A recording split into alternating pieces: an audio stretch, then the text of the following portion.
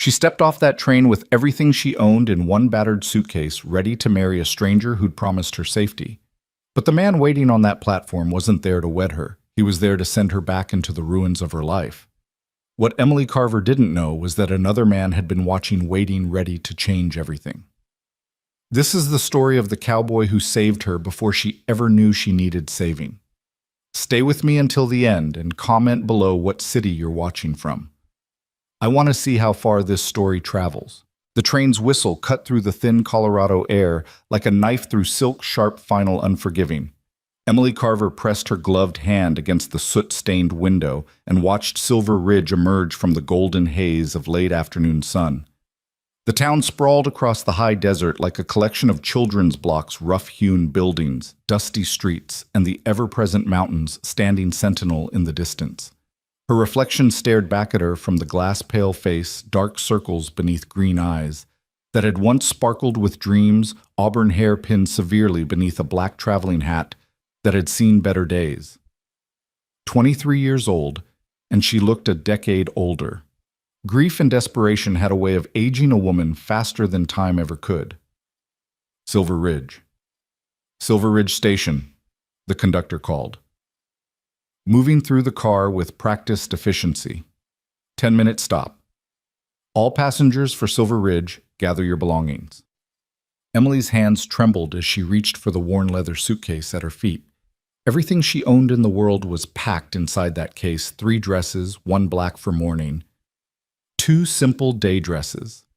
Undergarments carefully mended, her mother's silver hairbrush, her father's pocket watch. The only thing the creditors hadn't claimed, and the bundle of letters tied with string. Those letters. Promises written in careful script by a man named Milton Graves, a respectable rancher seeking a sensible wife for a practical arrangement.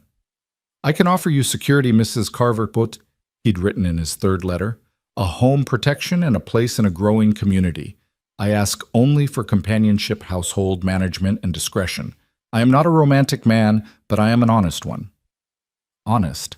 Emily had clung to that word like a drowning woman clutches driftwood. After her father's death 6 months ago, after discovering the mountain of debts he'd hidden after the creditors came knocking, after her modest inheritance evaporated like morning mist, honesty had seemed like the most precious commodity in the world. The train lurched to a stop, and Emily stood on unsteady legs. 3 days of travel from Boston, 3 days of running from creditors who'd threatened to see her in debtor's prison, 3 days of telling herself that marrying a stranger in Colorado was brave, not desperate. She stepped onto the platform, and the heat hit her like a physical force. Boston had been cool, civilized, forgiving. Colorado was raw, exposed, honest, in a way that made her chest tighten with something between fear and exhilaration. "Miss Carver." Emily turned toward the voice and found herself facing a man in his late 50s, thin as a rail, with silver hair slicked back with too much pomade and eyes the color of dirty ice. He wore a suit that had been expensive once, but now strained at the seams, and his smile didn't reach those cold eyes. "Mr. Graves." Her voice came out smaller than she'd intended. "That's right." He didn't move to take her suitcase, didn't offer his hand, just stood there assessing her with a gaze that made her skin crawl. "You're younger than I expected." "I'm 23, sir." I stated my age clearly in my letters. Letters can be deceptive. He pulled a handkerchief from his pocket and wiped his forehead, though he wasn't sweating. "Shall we speak plainly, Miss Carver?" Something in his tone made Emily's stomach drop. She'd heard that tone before in the voices of her father's creditors and the whispers of Boston society. Ladies who'd watched the Carver family fall from grace. It was the tone of a man about to deliver bad news and enjoying it. Yes, of course, plain speaking is always best." Milton Graves tucked the handkerchief away and crossed his arms. Around them, other passengers disembarked, greeting loved ones loading wagons. The platform bustled with life, but Emily felt utterly alone, marooned on an island with this cold-eyed stranger. "I'm going to save us both a great deal of trouble and embarrassment," Graves said. "I don't need a wife anymore." The words hit her like a physical blow. I don't understand." "It's quite simple. When I placed that advertisement and began our correspondence 6 months ago, my situation was different. My housekeeper had left my ranch was in disorder, and I believed a wife would be a practical solution. He shrugged, as casual as if discussing the weather. Since then, my circumstances have changed. I've hired adequate help, and I've come to realize that the entanglements of marriage would be more trouble than they're worth. Emily's vision blurred at the edges. She'd spent the last of her money on this train ticket. She had no family left, no friends who could take her, and no prospects waiting back in Boston, except creditors and shame. But your letters, I promised nothing legally binding, Miss Carver. Surely an educated woman like yourself understands the difference between correspondence and contract. His smile was thin, cruel. I'm not a heartless man. I'll purchase your return ticket to Boston. Consider it compensation for your trouble. Return ticket? The words barely made it past her lips. I have nothing to return to. I explained that in my letters. I sold everything to come here. That was your choice, not my responsibility. Graves pulled out his pocket watch, checked it with theatrical precision. The eastbound train leaves tomorrow at noon. I've arranged a room for you at the boarding house. Mrs. Fletcher will see you settled. I'll have the ticket delivered there this evening. He turned to leave, and something inside Emily, something that had survived her father's death, her mother's loss years before the creditors, the whispers, the long nights of wondering if she'd ever feel safe again, finally broke. You're a coward and a liar. Her voice rang out across the platform, clear and strong and utterly reckless. Several people turned to stare. Milton Graves froze mid-step, then slowly rotated back to face her. What did you say? Emily's hands shook, but she lifted her chin. You heard me. You made promises in writing. You knew I was leaving behind everything to come here. You knew I had nothing to return to. And now you stand there with your cheap excuses and your purchase ticket, and you call yourself honest. She laughed, a bitter sound that tasted like ashes. My father was a drunk and a gambler, Mr. Graves, but at least he never pretended to be decent while destroying someone's life. Graves's face flushed dark red. You insolent, the lady makes a fair point. The new voice came from Emily's left deep calm, carrying the kind of authority that didn't need to be loud. She turned and found herself looking up, quite far up, at a man who seemed carved from the same stone as the mountains behind him. He was tall, easily 6'3", with shoulders broad enough to block out the sun. His hair was dark brown, almost black, worn longer than fashion dictated, and his eyes were the blue of deep water, the kind of blue that held secrets and told no lies. He wore dusty work clothes, denim pants, a chambray shirt open at the collar, a leather vest worn soft with age, and boots that had seen hard miles. A hat hung down his back on a leather cord, and there was a revolver on his hip, holstered with the easy comfort of a man who knew how to use it. But it was his face that held Emily captive, strong jaw, straight nose, a mouth that looked like it smiled easily when it wasn't set in the hard line it wore now. This was a man who worked with his hands, who knew the land, who didn't waste words or time on pretty lies. This is a private conversation, McAllister, Graves snapped. It doesn't concern you. Seems to me when a man humiliates a lady on a public platform, it becomes everyone's concern. The tall man, McAllister, kept his eyes on Graves, but Emily could feel the weight of his attention, the way he'd positioned himself between her and the older man. Especially when that lady's right about you being a coward and a liar. How dare you? I dare because I was standing right there at the post office when you got that letter 3 weeks ago. McAllister's voice never rose, but it cut like a blade. The one from Miss Carver here confirming her arrival date. I watched you read it, watched you turn white as a sheet, watched you shove it in your pocket and hurry out. And I've been wondering ever since what kind of man gets a letter like that and doesn't have the decency to send a telegram stopping a woman from traveling halfway across the country. Graves sputtered. My business is my own. Your business became public when you abandoned honor. McAllister took one step forward, and despite being the same height as Graves, he seemed to loom over the older man. Now here's what's going to happen. You're going to apologize to Miss Carver for wasting her time and breaking your word. Then you're going to walk away and consider yourself lucky I don't spread it around town what kind of man you really are. I don't take orders from you, McAllister. I don't care how much land you own or how many cattle you run. Then take some advice instead. Walk away. Now. Something in McAllister's tone, in the way he held himself with coiled readiness, made Graves take a step back. The older man's face twisted with impotent rage, but he clearly recognized when he was outmatched. Keep her then, Graves spat. She's probably damaged goods anyway. What kind of respectable woman travels alone to marry a stranger? Mark my words. McAllister, you'll regret defending her. He stalked off toward a waiting buggy, and Emily watched him go with a strange sense of detachment, as if she were observing the scene from somewhere far away. The adrenaline that had sustained her through the confrontation began to drain away, leaving her hollow and shaking. Miss Carver? She looked up at McAllister. Really looked at him for the first time. Up close she could see the sun-weathered creases at the corners of his eyes, the faint scar that curved along his jaw, the calluses on his hands. This was a man who'd earned everything he had through hard work, not inheritance or charm. Are you all right? He asked, and the genuine concern in his voice nearly undid her. Her voice cracked. I don't know what I am. That's an honest answer. He smiled then, just a slight curve of his mouth, but it transformed his entire face. How about we start with getting you somewhere to sit down? You look about ready to fall over. I have nowhere to go. The words came out flat, factual. No money for the boarding house, no return ticket I can afford? No. She stopped pressing her lips together. She would not cry in front of the stranger, no matter how kind his eyes. You've got options, McAllister said quietly. Always got options. Question is, what kind of woman you are, the kind who gives up or the kind who fights?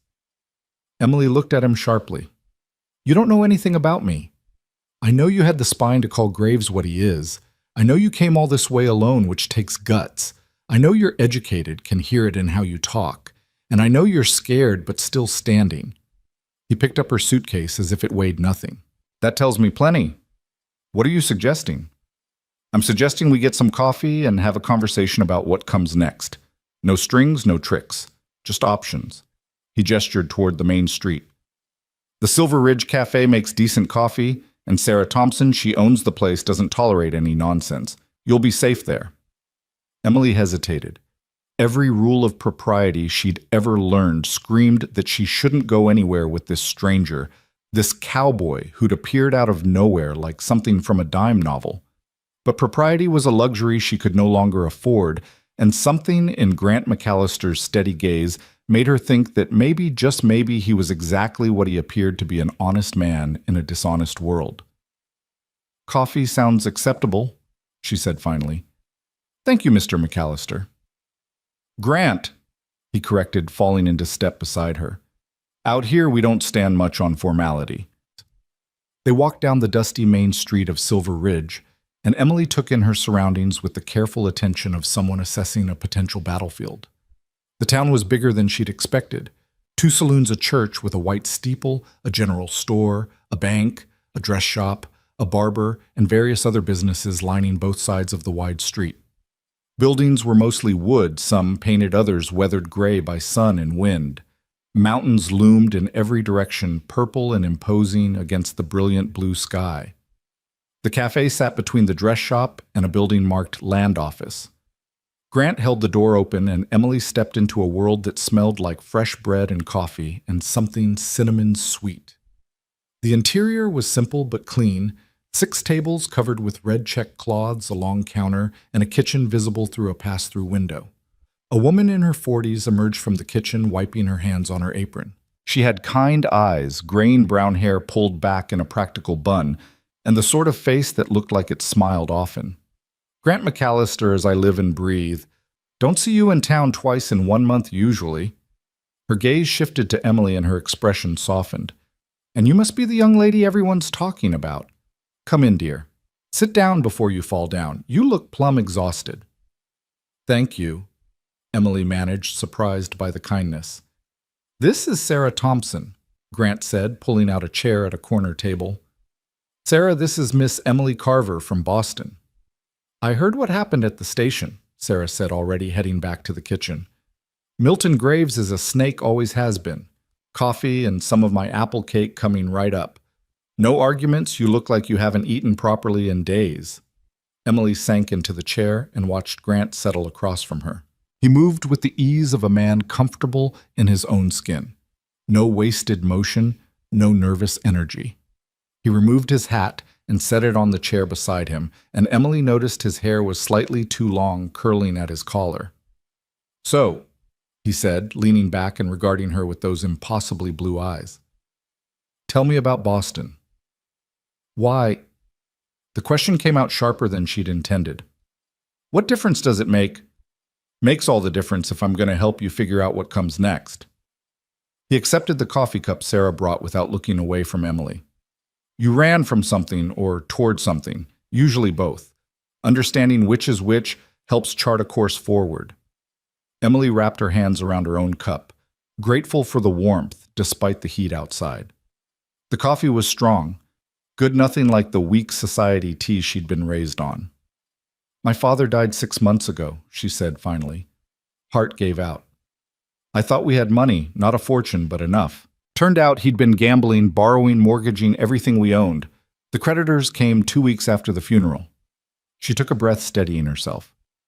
"They took the house, the furniture, my mother's jewelry, everything except what I could pack in that suitcase. My father's lawyer suggested I find a position as a governess or companion.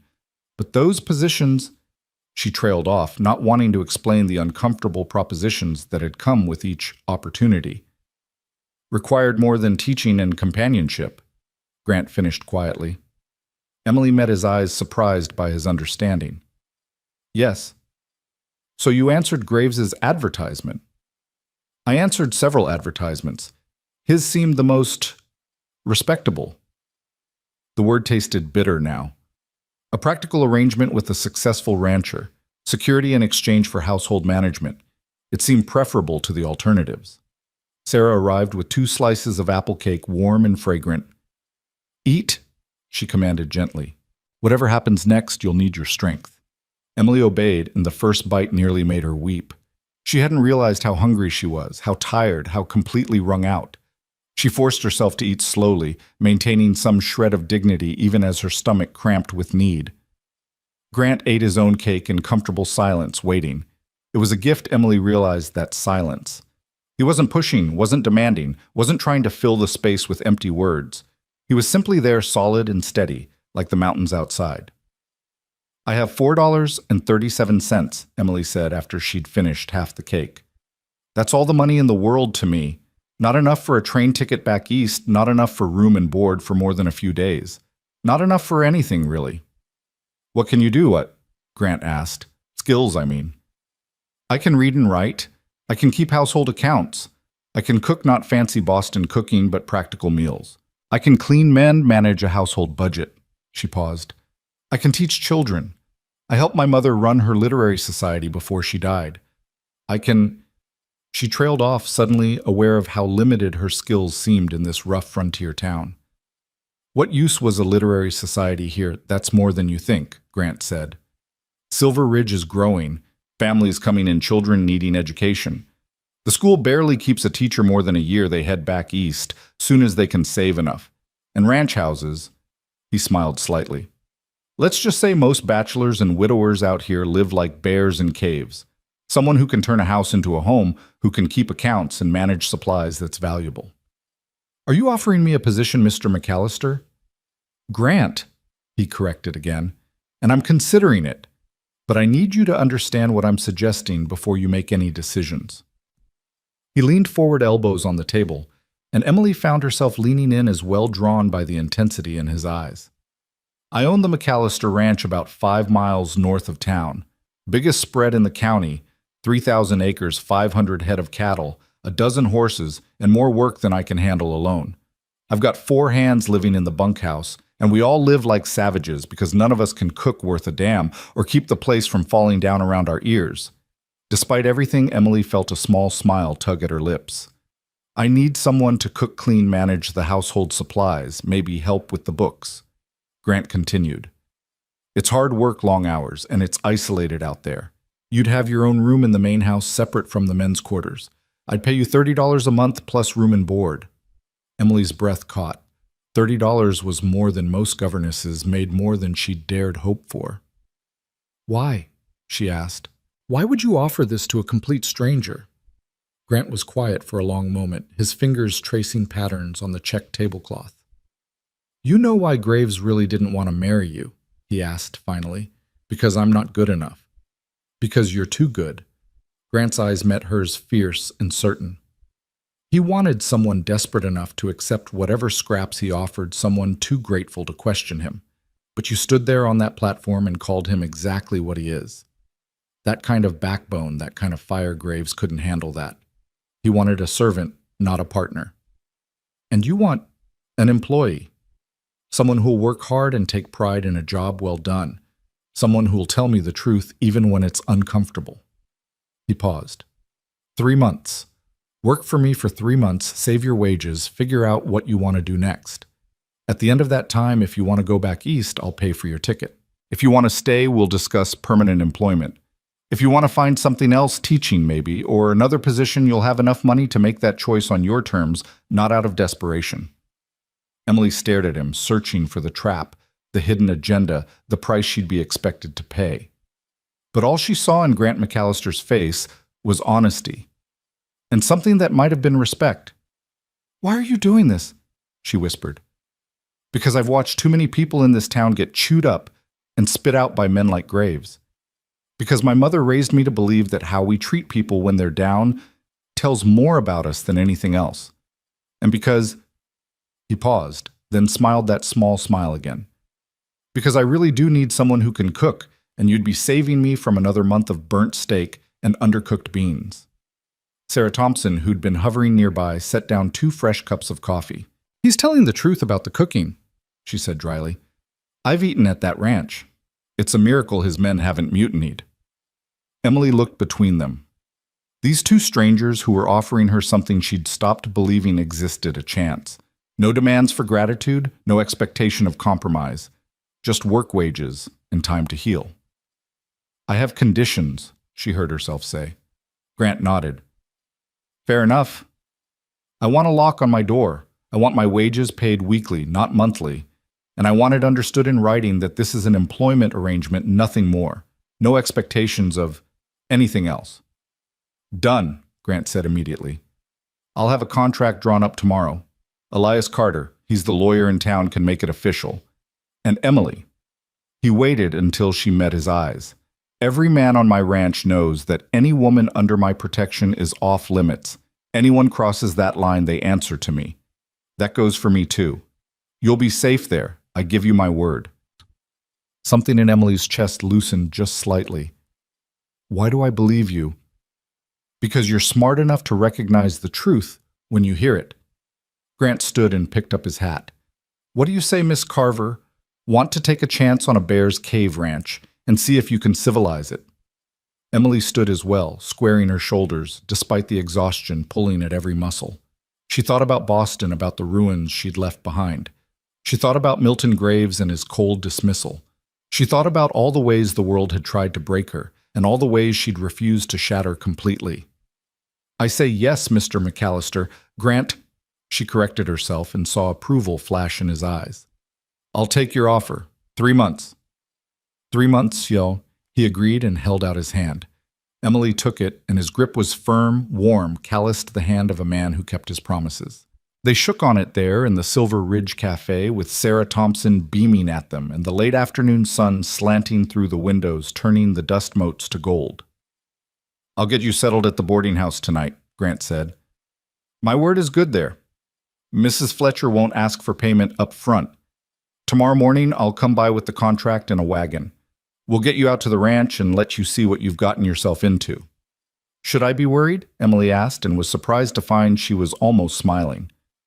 Probably, Grant admitted. But I have a feeling you're tougher than you look, Emily Carver from Boston. He settled his hat on his head and headed for the door, pausing only to call back over his shoulder. Get some rest tonight. Tomorrow we work. Then he was gone, leaving Emily standing in the cafe with Sarah, who was grinning like she knew a wonderful secret. That man, Sarah said, shaking her head, has been needing someone like you for longer than he knows. Mark my words, dear, you getting off that train today might be the best thing that ever happened to both of you. Emily wanted to protest, to say that this was just employment, just a temporary arrangement to get her back on her feet. But something in Sarah's knowing smile made her hold her tongue. Instead, she finished her apple cake and let Sarah guide her to the boarding house where Mrs. Fletcher, a plump widow with shrewd eyes and a kind heart, showed her to a small, clean room with a real bed and a window overlooking the street.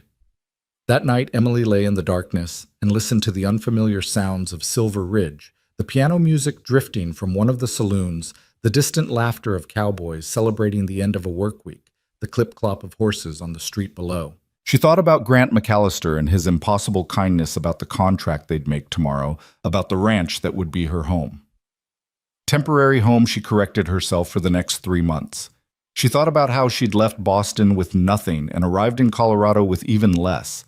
But somehow, lying there in that boarding house bed, Emily didn't feel like she had nothing. She felt like she had something infinitely more valuable, a choice. For the first time in 6 months, she fell asleep without crying. Morning came too early and too bright. Colorado sun pouring through the thin curtains with aggressive cheerfulness. Emily woke disoriented, momentarily panicked by the unfamiliar surroundings before memory returned in a rush. She was in Silver Ridge. Milton Graves had rejected her. Grant McAllister had saved her. Today her new life would begin. She rose and made use of the wash basin, grateful for the clean water and rough towel Mrs. Fletcher had provided.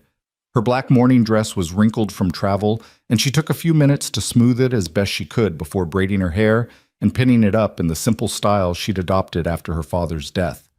No point in elaborate arrangements when her life was still in ruins. Except it wasn't. Was it? Not anymore. Breakfast was served in the boarding house dining room, a communal affair with 6 other residents, mostly men who worked in town. They eyed Emily with curiosity but kept their distance, perhaps warned by Mrs. Fletcher to mind their manners. The food was simple but plentiful: eggs, bacon biscuits with honey, and strong coffee that made Boston tea seem like a pale joke. "Mr. McAllister sent word he'll be by at 9, Mrs. Fletcher said, refilling Emily's coffee cup. "That man's punctual as sunrise. You can set your watch by Grant McAllister." "You know him well?" Emily asked, grateful for any information about her new employer. "Known him since he was a boy. His father brought the family out here 25 years ago, claimed that land, built that ranch from nothing." Mrs. Fletcher's expression softened with memory. "Marcus McAllister was a good man, but hard. The frontier makes men hard, you understand. Grant learned young that you work or you starve, you stay honest or you lose your soul." "What happened to his parents?" "His mother died when Grant was 17. Fever took her one winter. His father made it another 5 years before his heart gave out." Mrs. Fletcher set down this coffee pot. "Grant was 22 when he inherited that ranch, and everyone expected him to fail. Too young, they said. Too idealistic. But he proved them all wrong, built it into the biggest operation in the county through sheer stubborn determination." Emily absorbed this, adding these details to her mental picture of the man who'd rescued her. Is he a good man, Mrs. Fletcher?" "Honestly?" The older woman met her eyes directly. "Grant McAllister is the kind of man we need more of in this world. He's hard when he needs to be, gentle when he can be, and honest when it costs him. He's helped more people in this town than anyone knows, quiet-like, without making a fuss. If he's offered you work, you can trust his word." At precisely 9 o'clock, a knock sounded at the front door. Mrs. Fletcher smiled. "Like I said, punctual as sunrise." Grant stood on the porch in clean work clothes, hat in hand, a leather folder tucked under his arm. In the bright morning light, Emily could see details she'd missed yesterday. The silver threading through his dark hair at the temples, the laugh lines around his eyes suggesting he smiled, more than he frowned, the careful way he held himself that spoke of old injuries healed but not forgotten. "Morning," he said, his eyes crinkling at the corners. "Sleep well." "Better than I expected," Emily admitted. "Good. Ready to make this official." He held up the folder. "Got the contract here. Elias Carter drew it up last night. I might have pulled him away from his dinner, but he owed me a favor. 3 copies, one for you, one for me, one for his files." They sat in Mrs. Fletcher's parlor, and Grant spread the papers on the small table. Emily read carefully, her father's debts having taught her to trust nothing without verification. The contract was exactly as Grant had described. 3 months of employment, $30 per month, room and board, provided duties clearly outlined. Household management, cooking, cleaning, supply, management, optional assistance with ranch accounts, termination clause requiring 1 week's notice from either party, and a final clause guaranteeing her a paid train ticket east at the end of the 3 months, regardless of whether she chose to renew the arrangement. "This is very fair," Emily said, surprised. "Did you expect it not to be?" "In my experience, when something seems too good to be true." She trailed off, not wanting to explain the many ways Boston society had taught her to distrust kindness. Grant's expression grew serious. "I'm going to tell you something my mother used to say. The measure of a man isn't how he treats his equals, it's how he treats people who have no power over him." "You've got no power here, Emily. You're alone, no family, no money, no connections. That means I've got all the power in this arrangement." He tapped the contract. "This paper balances that out, makes sure you've got rights and guarantees, makes it fair." Emily looked at him for a long moment. This rancher who spoke of fairness and balance like they mattered more than profit. "Your mother raised you well." "She tried." His smile was soft, tinged with old grief. "What do you say?" "Ready to make it official."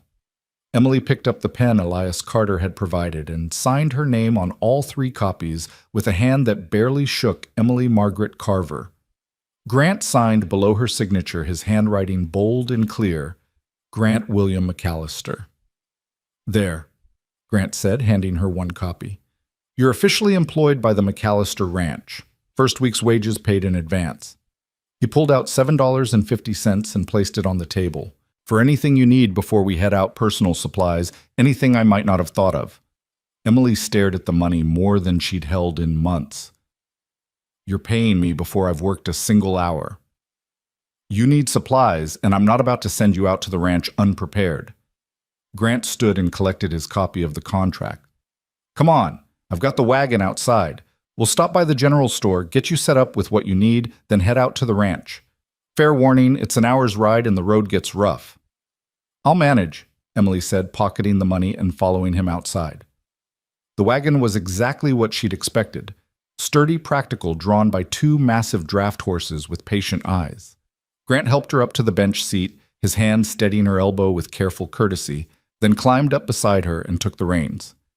"Let's get you outfitted," he said, and clicked the horses into motion. The Silver Ridge General Store was a revelation of organized chaos. Everything from boots to butter rope to ribbon, all crammed into a space that smelled of leather and coffee and the peculiar sweetness of bulk candy. The proprietor, a small man with spectacles and an impressive mustache, greeted Grant with obvious respect. "Morning, Grant. This the young lady everyone's talking about?" "Word travels fast," Grant said dryly. "Emily, this is Walter Chen. Walter, Miss Carver is going to be working at my ranch. She needs practical clothing and supplies." Walter's eyes sharpened with interest, but he was too professional to pry. "Miss Carver, what size boots do you wear?" An hour later, Emily found herself outfitted with sturdy boots, 2 simple work dresses in dark, practical colors, a warm coat for the coming cold seasons, leather gloves, a wide-brimmed hat that Grant insisted was essential, "Sun out here will burn you alive" without protection, and various personal supplies. Grant added items without consulting her rope. A good knife. Every ranch hand needs a knife. Matches in a waterproof tin and a small leather journal with a pencil. "For keeping accounts," he explained, "or writing if that's your inclination." When Walter tallied the bill, Emily's eyes widened. "Grant, this is too much." "It's necessary," he said firmly, counting out bills. "Can't have my housekeeper falling apart because she's not equipped for ranch life. Consider it a business investment." They loaded everything into the wagon bed, and Grant helped Emily back up to the bench. As they pulled away from the store heading north out of town, Emily felt the weight of what she'd agreed to settling over her shoulders. She was leaving Silver Ridge, leaving civilization, such as it was to live on an isolated ranch with men she didn't know. Doing work she'd only theoretically understood. "Having second thoughts?" Grant asked, reading her silence with unsettling accuracy. "Terrified thoughts?" Emily admitted. "But I'm going anyway." He laughed, the sound warm and genuine. "Honesty. I like that. Most people try to hide their fear, but fear's not shameful. Acting despite fear, that's courage. They rode in comfortable silence for a while, the wagon rolling over a road that gradually became more track than thoroughfare. The mountains grew larger, more imposing. The high desert stretched out on either side, golden and wild, dotted with scrub brush and the occasional twisted tree. "Tell me about your men," Emily said finally. "The ranch hands." "4 of them. Tommy Blackwood. He's been with me 6 years, best wrangler I've ever known. Handles the horses. He's quiet, early 20s, keeps to himself mostly. Had a hard life before he came here, but he's solid." Grant steered the horses around a particularly deep rut before continuing. "Charlie and Dusty Martinez are brothers, mid-30s. They handle the cattle operations. Good men, hard workers, but they'll test you at first. Not meanness, just they've never had a woman at the ranch before. They'll want to know if you're tough enough." "And the 4th, Jake Thornton. He's older, close to 60. Jack of all trades, can fix anything, build anything, knows more about ranching than I'll ever learn. He's crusty on the outside, soft as butter inside. He'll probably adopt you like a daughter within a week." Emily absorbed this information, trying to picture these men, trying to imagine living and working alongside them. "And you trust them? All of them? With my life?" Grant's voice was absolute. "I don't keep men I can't trust, can't afford to not out here." The ranch appeared, gradually announced first by fencing miles of it, defining property that seemed to stretch to the horizon, then by cattle, grazing in distant pastures, their forms dark against the golden grass. Then the buildings came into view, a large 2-story house, a substantial barn, a bunkhouse, several outbuildings and corrals where horses milled.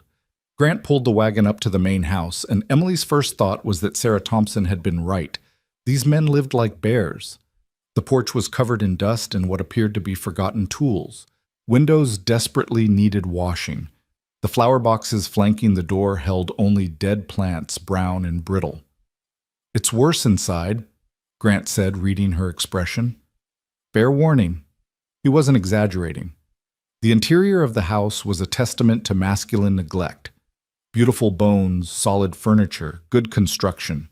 Even a few nice details like a carved mantel and quality curtains buried under layers of dust, neglect, and the particular chaos of men who'd stopped caring about domestic order. The main room served as both parlor and dining area, dominated by a large table covered in papers, tools, and what appeared to be a disassembled rifle. The kitchen beyond was worse, dirty dishes stacked everywhere, a stove thick with grease cupboards hanging open to reveal disorganized supplies. "My God," Emily breathed. "I know." Grant had the grace to look embarrassed. "We mostly eat in shifts, cook whatever we can manage without poisoning ourselves. It's been getting worse for 2 years now since old Martha died. She was our housekeeper before Tough as Nails ran this place like a military operation." Emily set down her suitcase and walked through the space, her practical mind already cataloging what needed to be done. The parlor curtains were good quality, but filthy. The furniture was dust-covered but well-made. The kitchen had excellent bones, a large stove, good workspace, ample storage, all buried under neglect. "Show me my room," she asked. Grant led her upstairs where a hallway offered 4 doors. "This one," he said, opening the second door on the right. "My room's at the end of the hall. The other 2 rooms are storage, mostly extra supplies, things Martha left behind. Your room has a lock like you asked." He demonstrated the simple but effective bolt lock on the inside of the door. The room itself was small but private, with a real bed, a dresser, a washstand, and a window overlooking the barn and corrals. The furniture was coated in dust, but beneath it Emily could see quality, good wood, careful construction. "There's a pump in the kitchen," Grant explained. "Good well water. The privy's out back, not elegant but functional. We've talked about building a proper bathroom, but," he shrugged, "never seems to be time." Emily turned to face him, squaring her shoulders. "I'll need a few hours to settle in and assess what supplies we have. Then I'll need you to tell me everyone's scheduled dietary preferences and any food restrictions. Tomorrow morning, I'll start proper cleaning and establish a meal schedule." Grant's eyes lit with something that might have been admiration. "Yes, ma'am. Anything else?" "Yes, I'll need a budget. How much can I spend monthly on household supplies and food?" "Whatever you need within reason. Keep accounts, obviously, but don't stint. The men work hard. They need to eat well." "Understood." Emily looked around her dusty room at the window with its smudged glass at the floor that probably hadn't been swept in months. She thought about Boston, about her father's clean but doomed house, about the creditors and the shame and the fear that had driven her west. This wasn't what she'd imagined when she'd answered Milton Graves's advertisement. This was harder, rougher, more uncertain. But it was also honest, genuine work for genuine pay, and a man who looked at her like she mattered, like her skills had value, like she was more than just a burden or a commodity. "Thank you," she said quietly, meeting Grant's eyes, "for giving me this chance." "Thank you for taking it." Grant smiled that small, transformative smile. "Fair warning, you're about to meet the men. They're probably watching from the barn, working up the courage to come say hello. Tommy's shy. Dusty's a talker.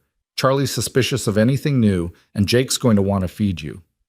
As if on cue, the front door opened downstairs and voices drifted up. Male voices, cautious and curious. "Boss, you back?" Grant moved toward the stairs. "Come on, let's get the introductions over with. And Emily." He paused at the doorway. "You've got this. Trust yourself." Then he was gone, his boots thumping down the stairs, leaving Emily alone in her dusty room with its bolt-locked door and its window overlooking a future she couldn't predict. She took a deep breath, smoothed her traveling dress, and followed him down to meet the men who would be her colleagues, her responsibility, and if she was very lucky, perhaps someday her friends. The four ranch hands stood in the parlor like schoolboys awaiting judgment. Tommy Blackwood was indeed young and quiet, with dark hair and darker eyes that barely met hers. Dusty Martinez had a wide grin and an immediate warmth. Charlie Martinez was stockier, more reserved, assessing her with the same careful attention Grant had used on cattle. And Jake Thornton was exactly as advertised, weathered, white-haired, with eyes that crinkled kindly despite his gruff exterior. "Gentlemen," Grant said, "this is Miss Emily Carver. She's going to be running the household from now on. You'll treat her with respect. Follow her rules about meals and cleanliness, and make her life as easy as possible. Any questions?" "Can she cook?" Dusty asked, then winced when Charlie elbowed him. "What?" "It's a legitimate question." Emily surprised herself by laughing. "Yes, Mr. Martinez, I can cook. Real food, too, not whatever you've been surviving on." "She talks fancy," Dusty observed to his brother. "She's educated, you idiot," Charlie muttered. "Boys."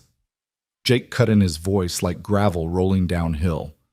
"Why don't we let the lady settle in before we overwhelm her? Miss Carver, welcome to McAllister Ranch. If you need anything, and I mean anything, you just holler."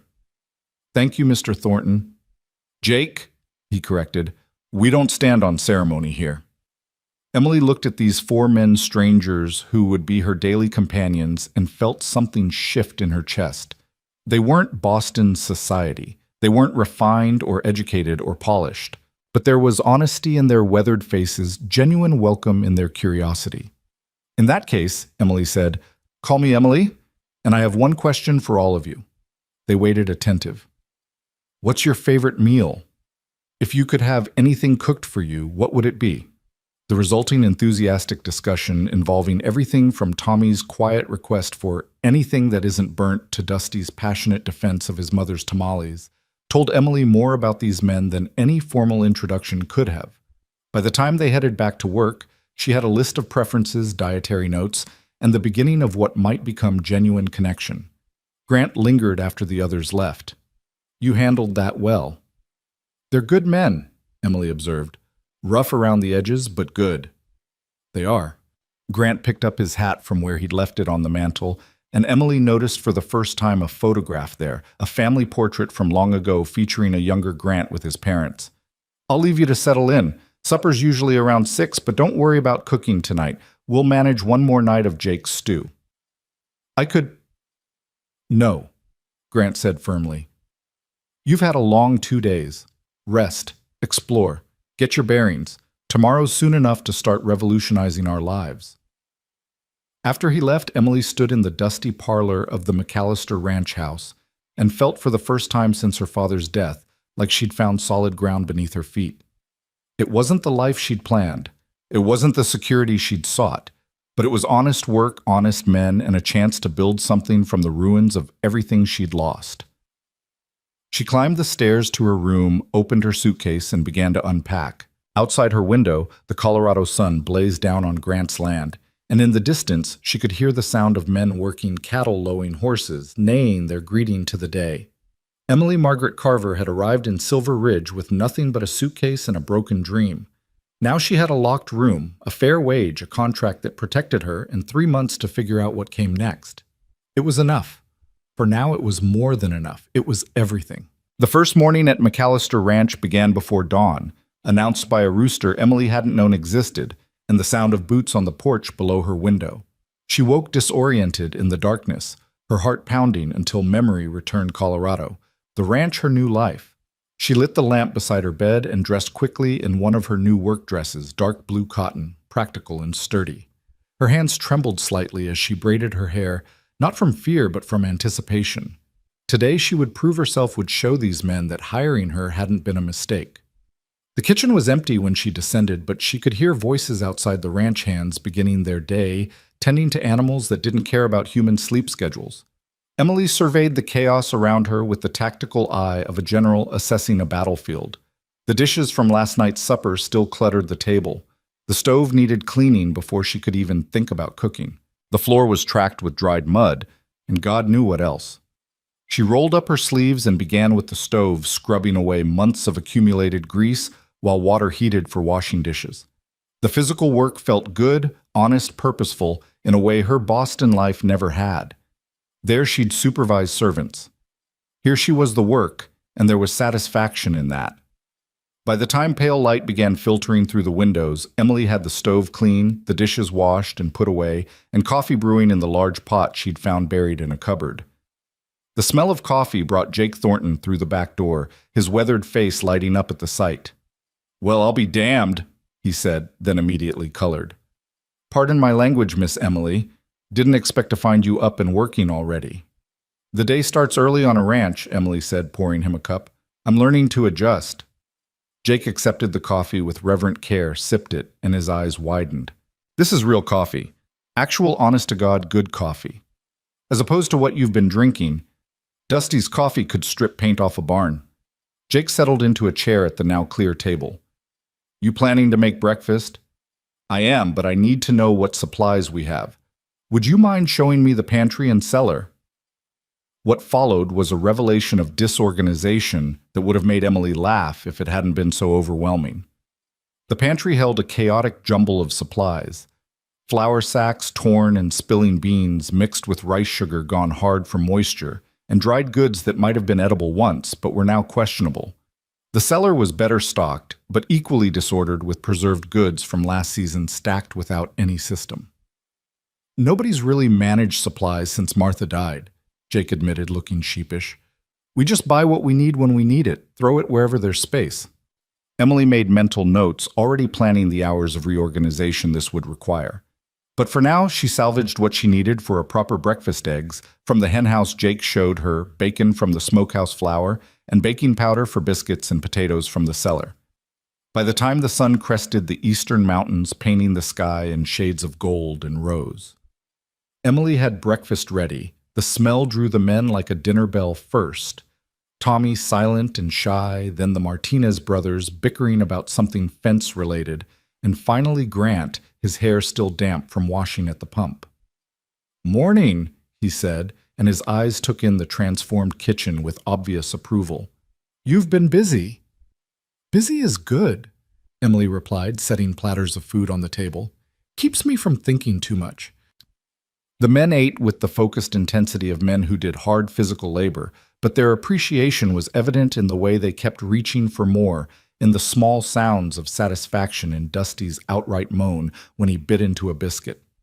"This is the best food I've had since my mama died," he declared, and Charlie nodded agreement despite his usual reserve. "Don't get used to it," Emily warned, though she couldn't help but smile. "Tomorrow I'm assessing what we have and making a proper meal plan. I suspect there will be vegetables involved."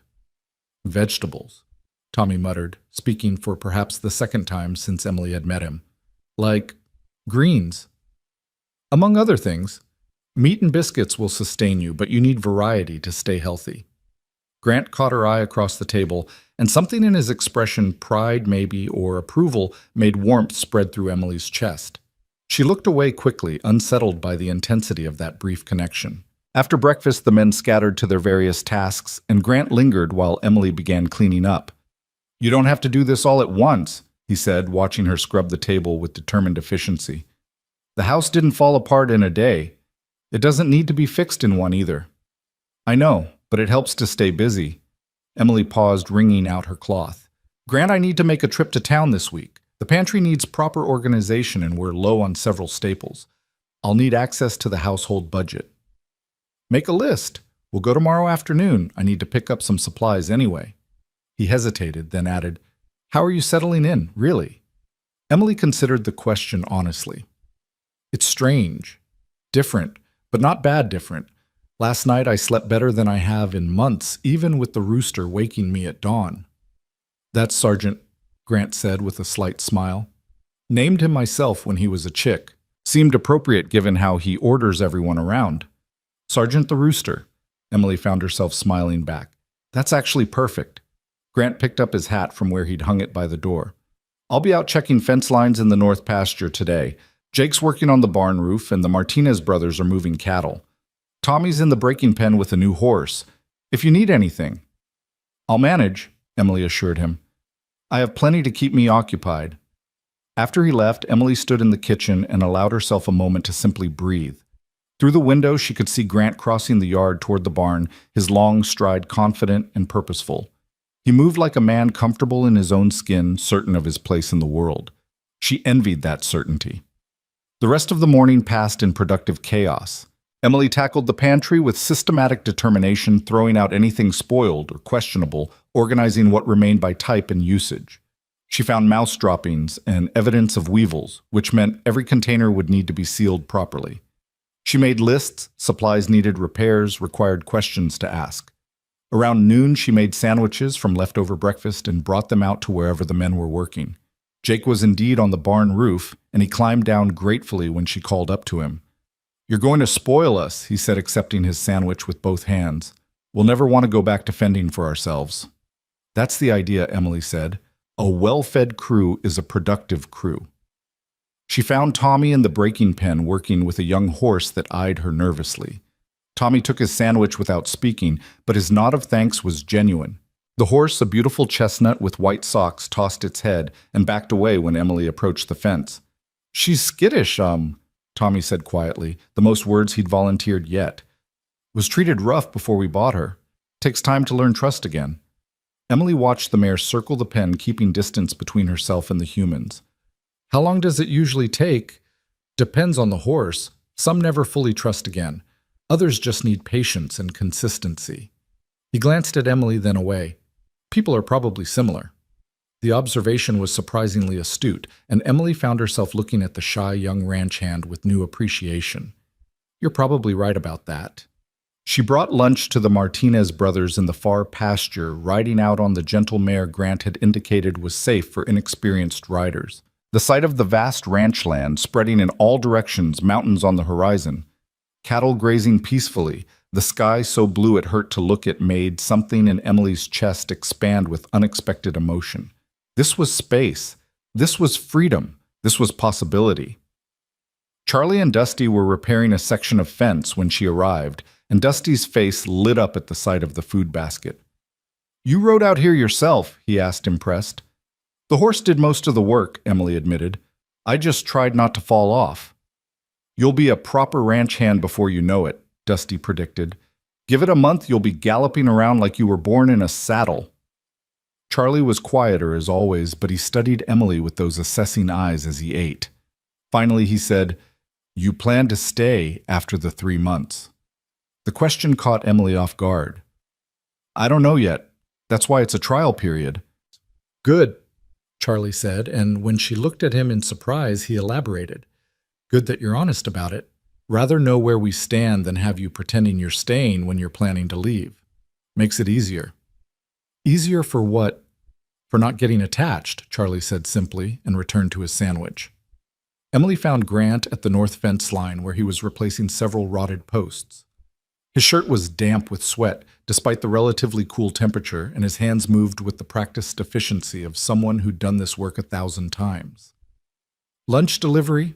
she called, and he looked up with a smile that transformed his sun-weathered face. "You didn't have to ride all the way out here. The men were scattered, and I wasn't about to let you go hungry."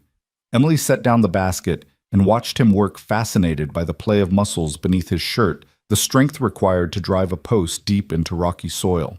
"Can I ask you something?" "Always." Grant paused to wipe his forehead with his sleeve. "Why did you really hire me? And don't say it was just about the cooking." Grant was quiet for a moment, his blue eyes distant. Finally he said, "You reminded me of someone. My mother."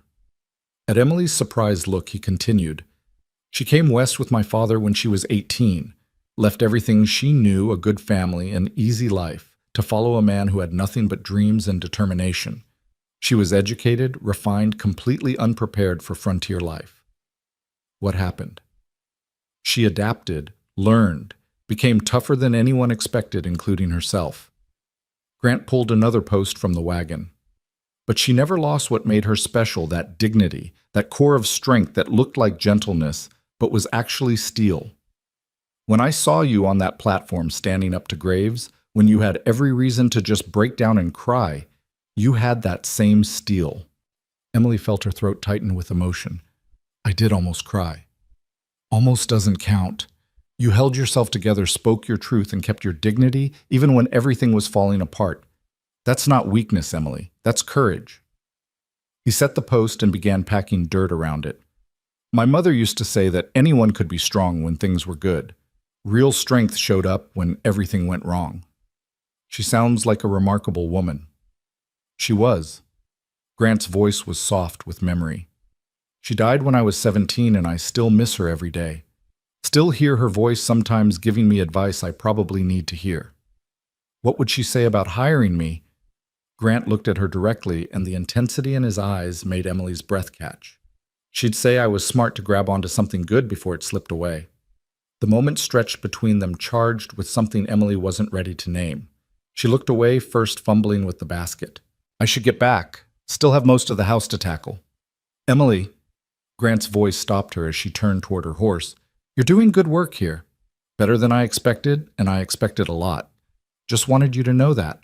She rode back to the ranch house, with his words warming her more than the afternoon sun, and tried very hard not to think about what that warmth might mean. The afternoon passed in more cleaning the parlor this time, where she discovered beautiful hardwood floors beneath layers of dirt and furniture that gleamed when properly polished. She found boxes of Martha's things in one of the spare rooms and spent an hour going through them with reverent care cookbooks, with notes in the margins, pressed flowers, photographs of people Emily didn't recognize, but who'd clearly mattered to the woman who'd lived here before. By the time the men returned for supper, Emily had beef stew simmering on the stove, fresh bread cooling on the counter, and apple cobbler warming in the oven.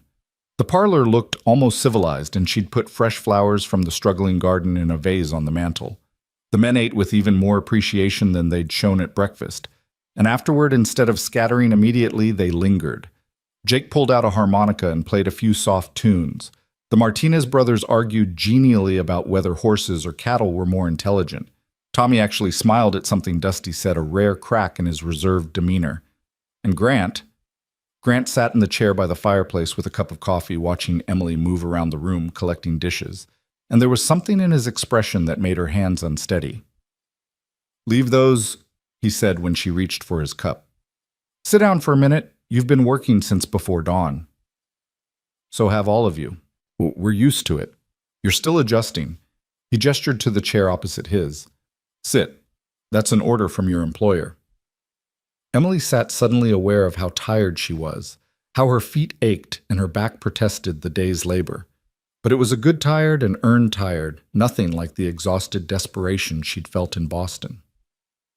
"Thank you," Grant said quietly. His voice meant only for her despite the others in the room. "For all of this. The food, the cleaning, the, life. You've brought life back into this house. It's my job. It's more than that, and you know it." He leaned forward, elbows on his knees. Martha kept the house clean and fed us well, but she never made it feel like a home. He gestured around the transformed parlor. This feels like a home again. Before Emily could respond, Charlie spoke up from across the room. Boss, we need to talk about the supply run tomorrow. If you're going into town, we need to place orders for winter feed. The moment broke and Grant turned to discuss ranch business with his men. But Emily sat in her chair by the fire, listening to them plan and debate, and felt something settle in her chest that might have been belonging. That night she lay in her bed with its bolt-locked door and listened to the ranch sounds, distant cattle horses moving in the corral, the creak of the house, settling men's voices from the bunkhouse.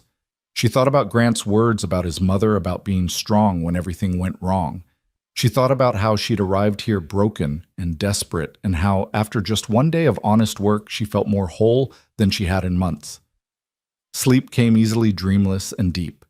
The next morning established what would become their routine. Emily, up before dawn, coffee brewing breakfast, substantial enough to fuel men doing hard labor. They ate together at the big table, discussing the day's plans, and Emily began to learn the rhythm of ranch life, which pastures needed attention, which horses were proving difficult, what repairs couldn't wait, and what could. The trip to town that afternoon revealed new dynamics. Grant drove the wagon with Emily beside him, and she was acutely aware of how it must look, the territory's most successful rancher, with the woman who was supposed to have married Milton Graves. Silver Ridge was too small for such arrangements to go unnoticed or unremarked. At the general store, Walter Chen greeted them professionally, but Emily caught the curious glances from other customers.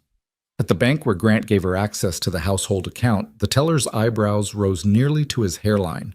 And at the post office, the postmaster's wife actually pulled her skirts aside as Emily passed, as if moral failure might be contagious. "Ignore them," Grant said as they loaded supplies into the wagon. "Small towns, small minds. They'll find something else to gossip about soon enough." But Emily felt the weight of those judgmental stares, the whispered conversations that stopped when she approached. She thought leaving Boston meant escaping society's harsh judgment. Apparently, judgment traveled west just fine. The ride back to the ranch was quiet until Grant finally said, "I'm sorry. Didn't think about how it would look, you working for me so soon after the Graves situation. You have nothing to apologize for. You gave me honest work. Some people won't see it that way. They'll assume," he trailed off, jaw tight. "They'll assume I'm your mistress," Emily finished bluntly. "That you're keeping me for reasons that have nothing to do with housekeeping." Grant's hands tightened on the reins. "I could talk to people, explain." "Don't." Emily surprised herself with the firmness in her voice. "Let them think what they want. I know the truth. You know the truth. The men at the ranch know the truth. That's what matters. Does it bother you, the gossip?" "It bothers me," Emily admitted, "but not enough to give up what I have here. Not enough to go back to having nothing." She looked at him directly. "I've learned that people will judge regardless of what you do. Might as well do what's right and let them judge that." Grant's expression softened with something that might have been admiration. "My mother would have liked you. I wish I could have met her." They rode in comfortable silence after that, and when they reached the ranch, Grant helped her unload supplies with a gentleness that suggested he understood more than he said. The days began to blur together in the best possible way. Emily fell into the rhythm of ranch life, early mornings, substantial breakfasts, days filled with cooking and cleaning and organizing. She tackled one section of the house at a time, transforming chaos into order with systematic determination. She learned the men's preferences and peculiarities. Jake liked his coffee strong enough to stand a spoon in. Tommy wouldn't eat anything with onions. Dusty had a sweet tooth that rivaled a child's. Charlie appreciated efficiency over elaborate presentation. And Grant ate everything with equal appreciation, but she noticed he particularly liked the dinners where she made roast chicken, like her mother used to prepare.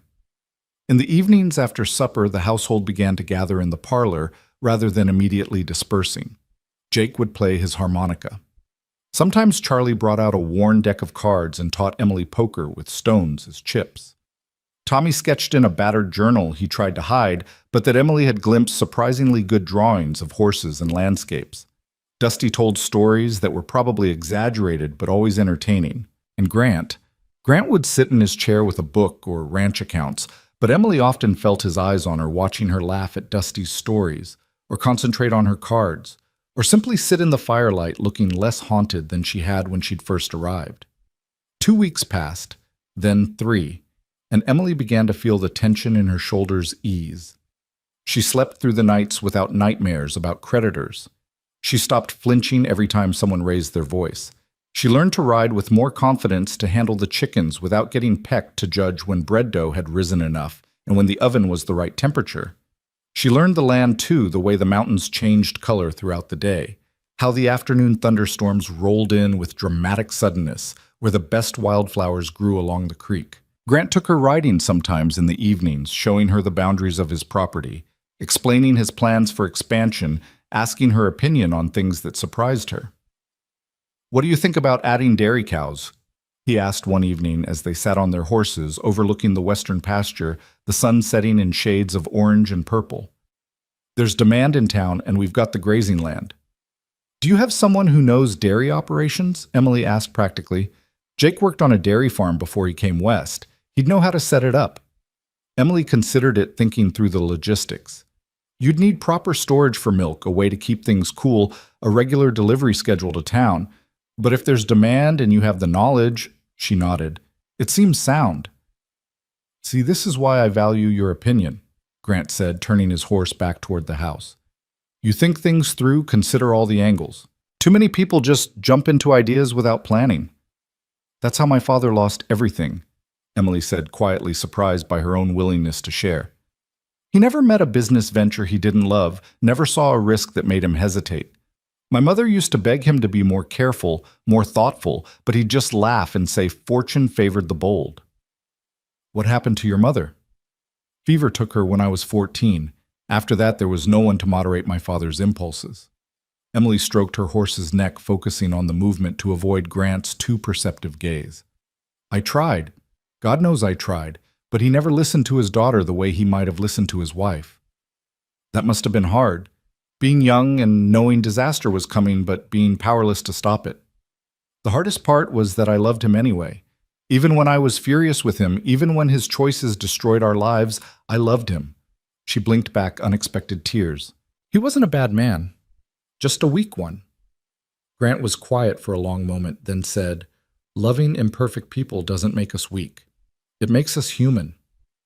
They rode back to the ranch in the gathering twilight, and Emily felt something in her chest loosen, another piece of the armor she'd built around her heart since her father's death, cracking and falling away.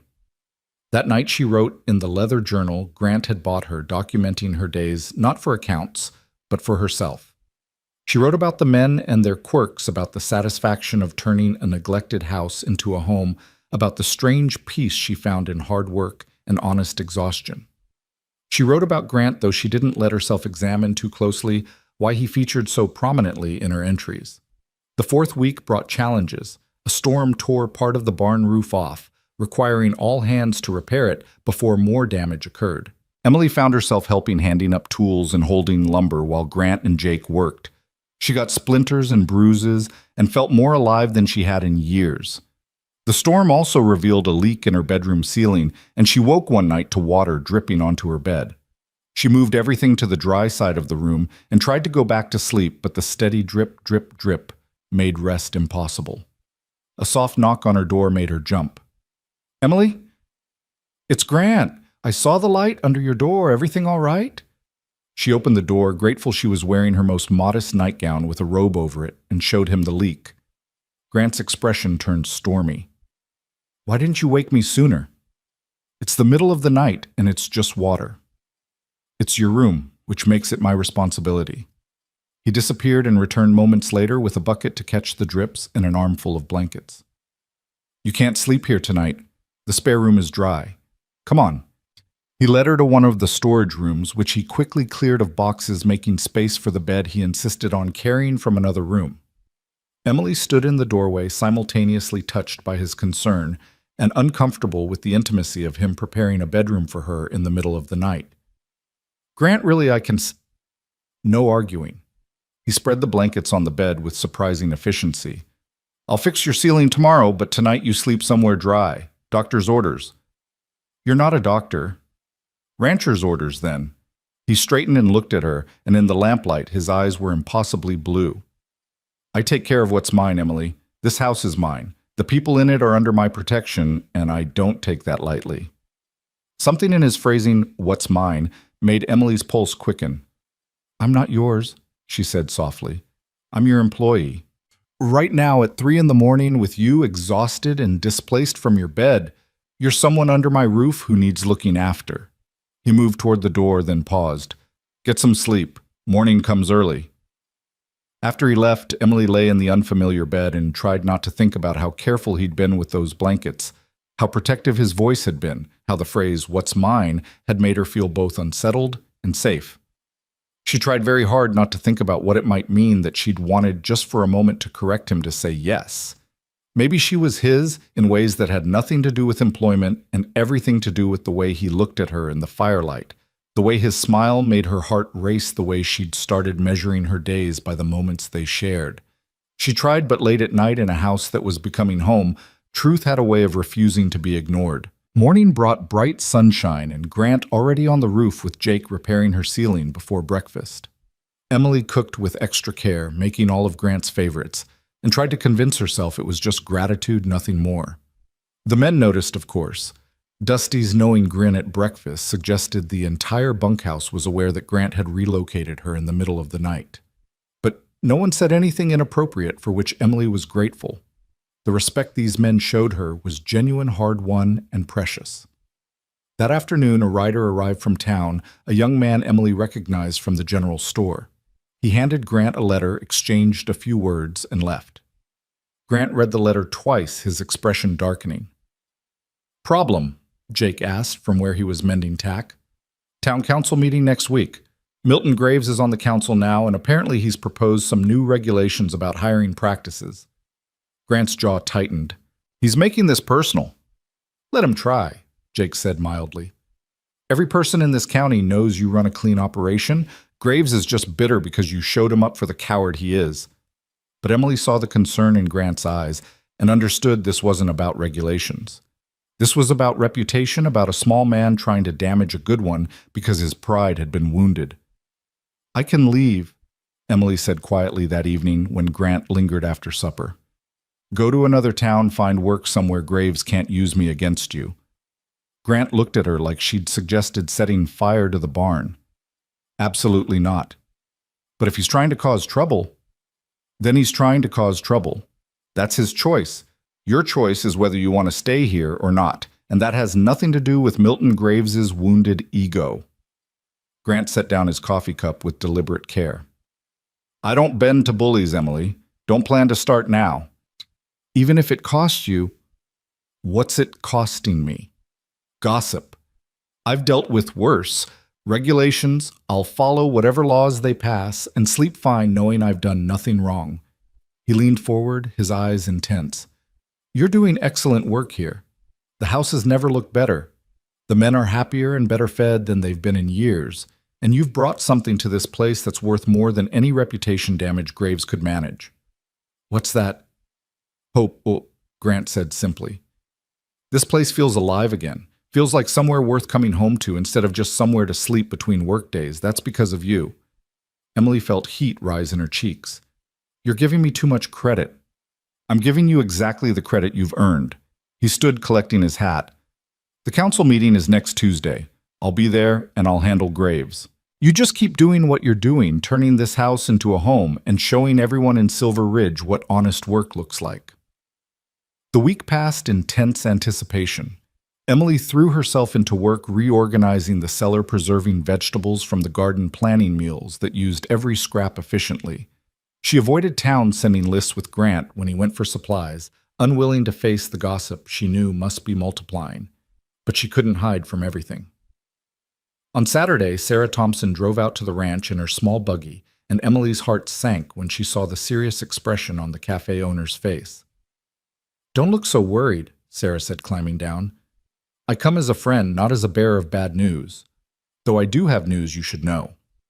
Over coffee in the now immaculate kitchen, Sarah explained Milton Graves was indeed trying to push regulations through the town council, but he was having less success than he'd hoped. Most of the council members respected Grant too much to support obvious retaliation. "But he's poisoning opinion among certain circles," Sarah continued. The church ladies are scandalized, a young woman living alone with 5 men, no chaperone, no propriety. Mrs. Fletcher at the boarding house has been defending you, bless her, but she's fighting an uphill battle."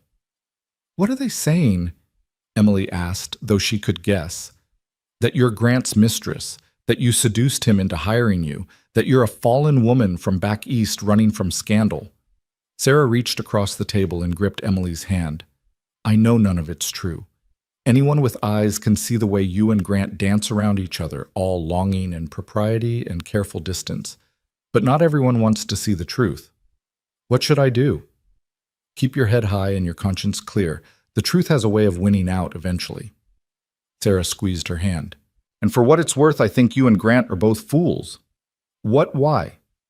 "Because anyone can see you're half in love with each other, but you're both too stubborn and proper to admit it." Sarah stood smoothing her skirts.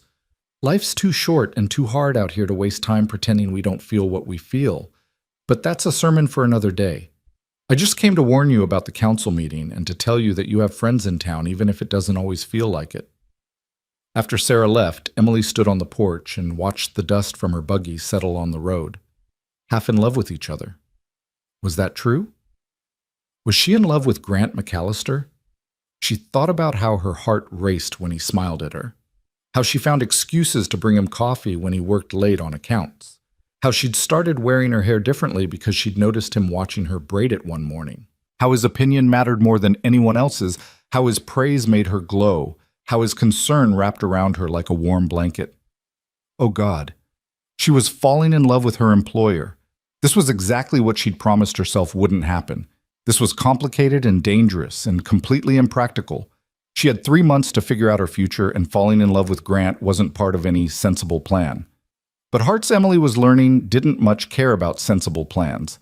Tuesday came with cloudless skies and tension thick enough to cut. Grant dressed in his good suit. Emily had discovered it in his wardrobe and pressed it without being asked, and looked every inch the successful rancher he was. Before he left for town, he found Emily in the kitchen. "Whatever happens today, nothing changes here," he said. "Understand?" "I understand." "And Emily?" He hesitated, then continued. "Thank you for pressing my suit. You didn't have to do that. I wanted you to look your best when you face them down." Something in his expression softened. "You have that much faith in me." "I have that much faith in the truth," Emily said. "And the truth is that you're a good man who gave a desperate woman a fair chance. That's nothing to be ashamed of." Grant held her gaze for a long moment, and Emily saw something shift in his eyes. Something warm and intense and full of unspoken words. Then he settled his hat on his head and left, taking all the air in the room with him. The men were unusually quiet at supper that night, waiting for Grant's return. He arrived after dark, looking tired but satisfied. "Well," Jake demanded before Grant even sat down. "Graves tried," Grant said, accepting the plate Emily handed him. "Proposed a bunch of regulations about moral standards for household employees, background checks, chaperone requirements. Made it sound like he was concerned about propriety, but everyone knew he was targeting us specifically." "What happened?"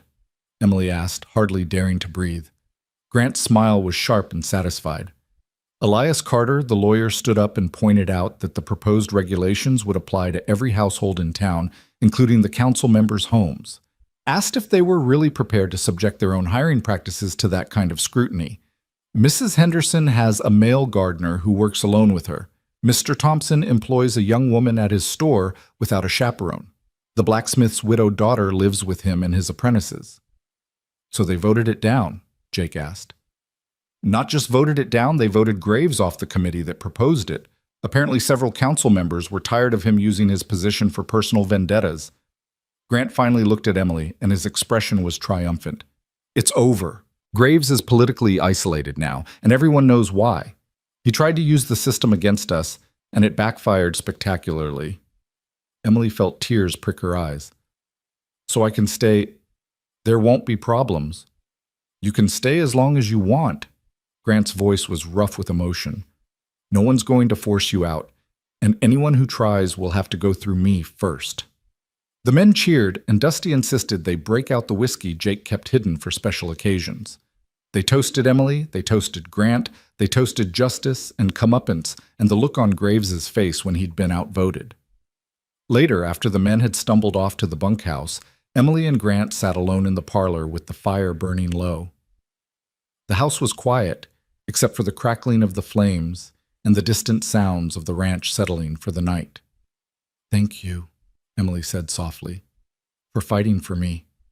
You didn't have to do that." "Yes, I did." Grant set down his glass and looked at her with an intensity that made her breath catch.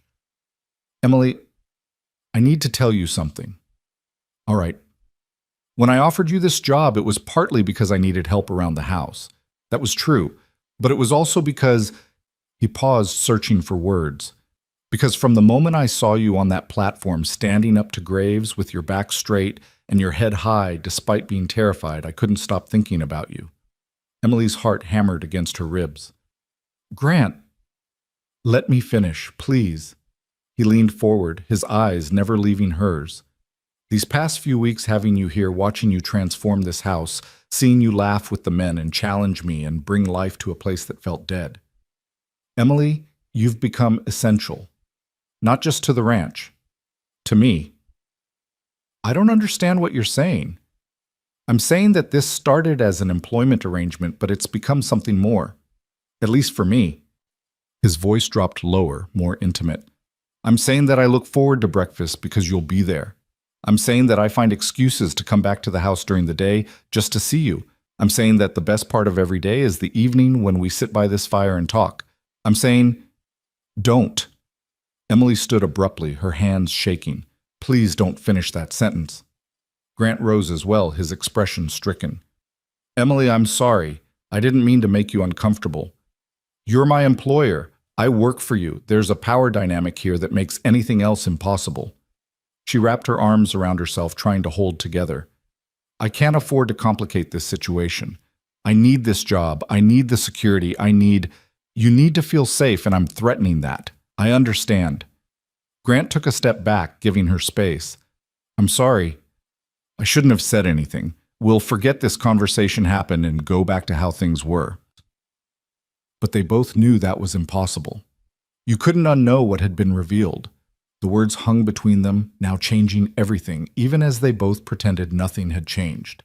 Emily fled to her room, her newly repaired room, with its bolt-locked door, and sat on her bed in the darkness.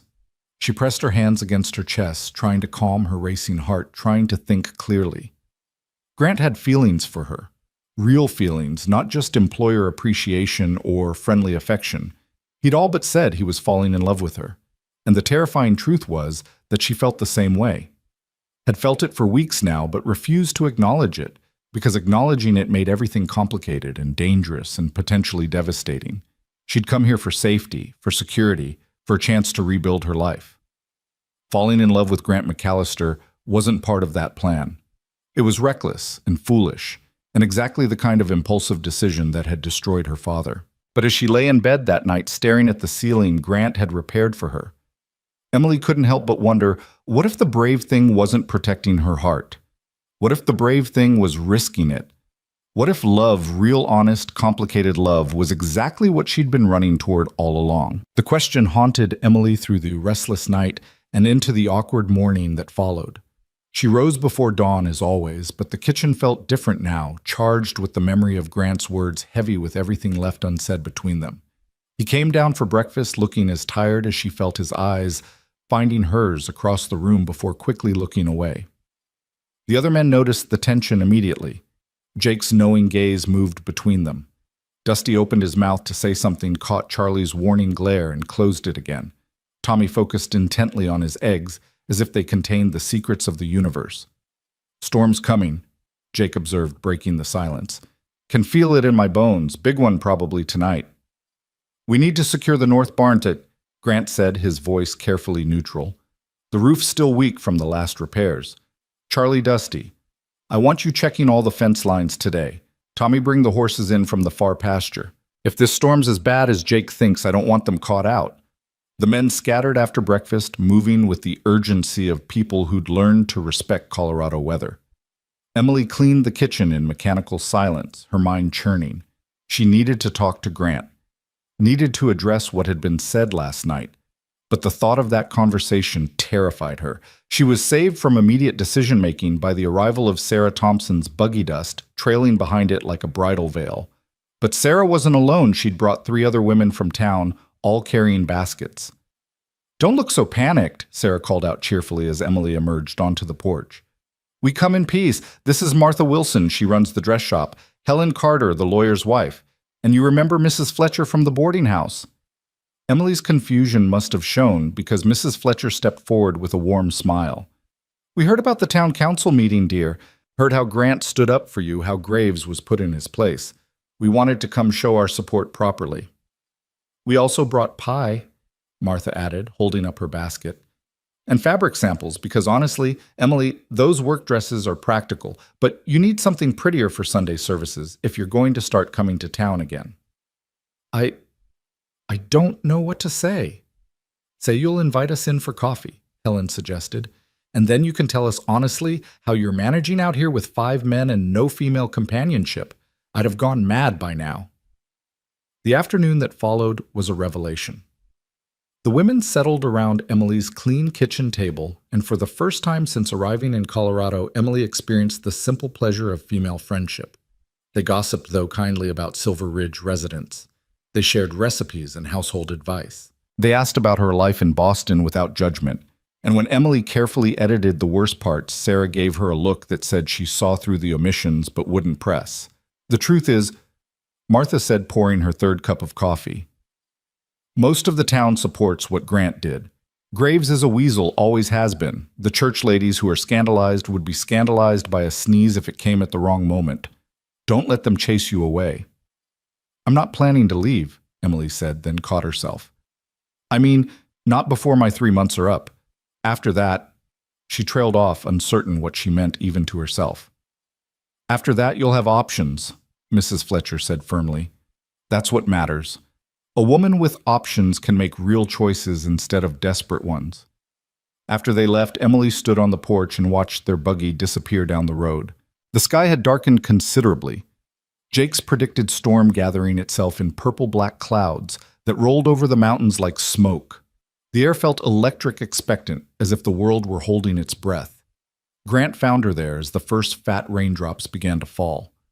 "We need to talk about last night," he said without preamble. "But first we need to get you inside.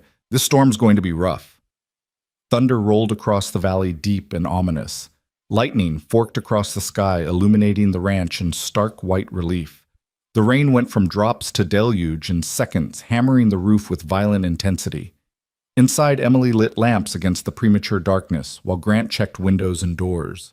The ranch hands burst in from the bunkhouse, soaked despite the short distance. "All the horses are secured," Tommy reported, wringing water from his hat. "Cattle are in the near pastures. We did what we could." "Good." Grant moved to the window, peering out at the storm. "We'll ride it out here. Everyone stay inside until it passes.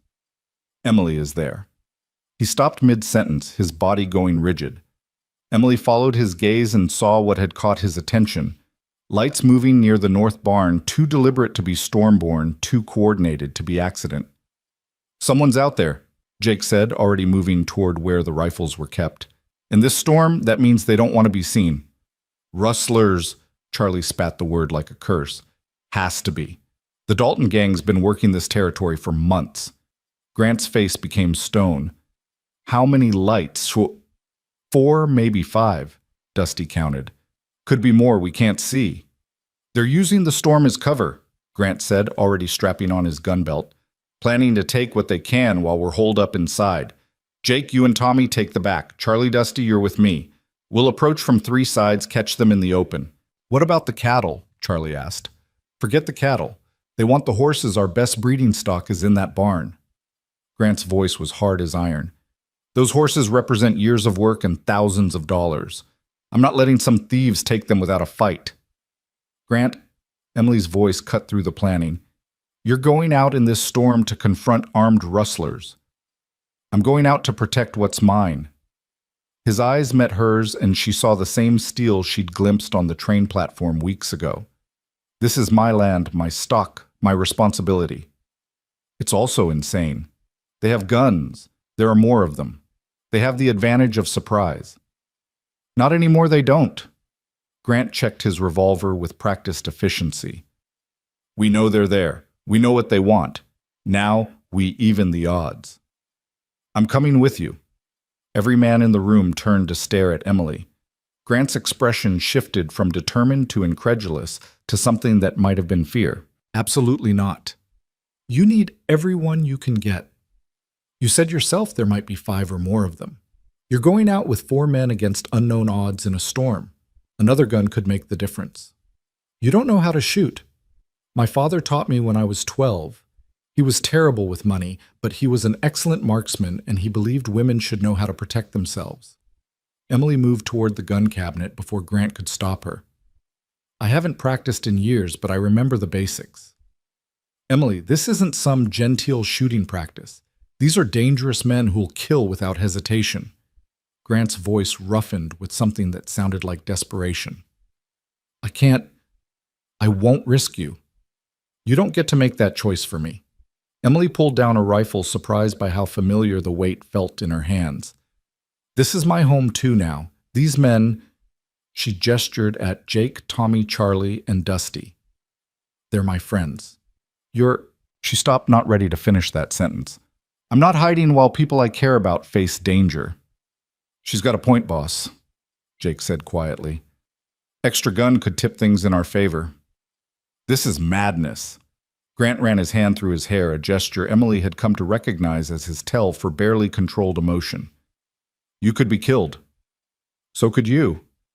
Emily checked the rifle's mechanism, muscle memory returning despite her nerves.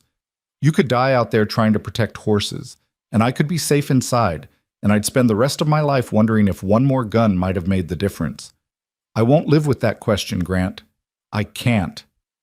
Lightning illuminated the room, and in that stark flash, Emily saw Grant's face, fear and pride, and something deeper warring in his expression. Finally, he nodded, the movement small and reluctant. You stay with me. You don't leave my side. You shoot only if you have a clear target and you're certain of what you're shooting at. And if I tell you to run, you run. Understood. Understood. Lord help us all, Jake muttered, but Emily caught the hint of approval in his voice. Let's move before they clean us out. They went out into the storm, and the violence of it hit Emily like a physical force. Rain lashed horizontally, driven by wind that tried to knock her off her feet. Visibility was measured in feet, not yards. Thunder cracked so loudly it felt like the sky was tearing apart. Grant grabbed her hand, his grip strong and sure, and pulled her close enough to shout in her ear. Stay low, watch your footing, don't fire unless you're certain. They split up as planned. Grant and Emily circling toward the barn from the west while the others approached from different angles.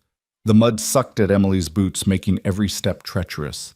Her clothes were soaked through in seconds, the rifle heavy and awkward in hands that wanted to shake with cold and fear.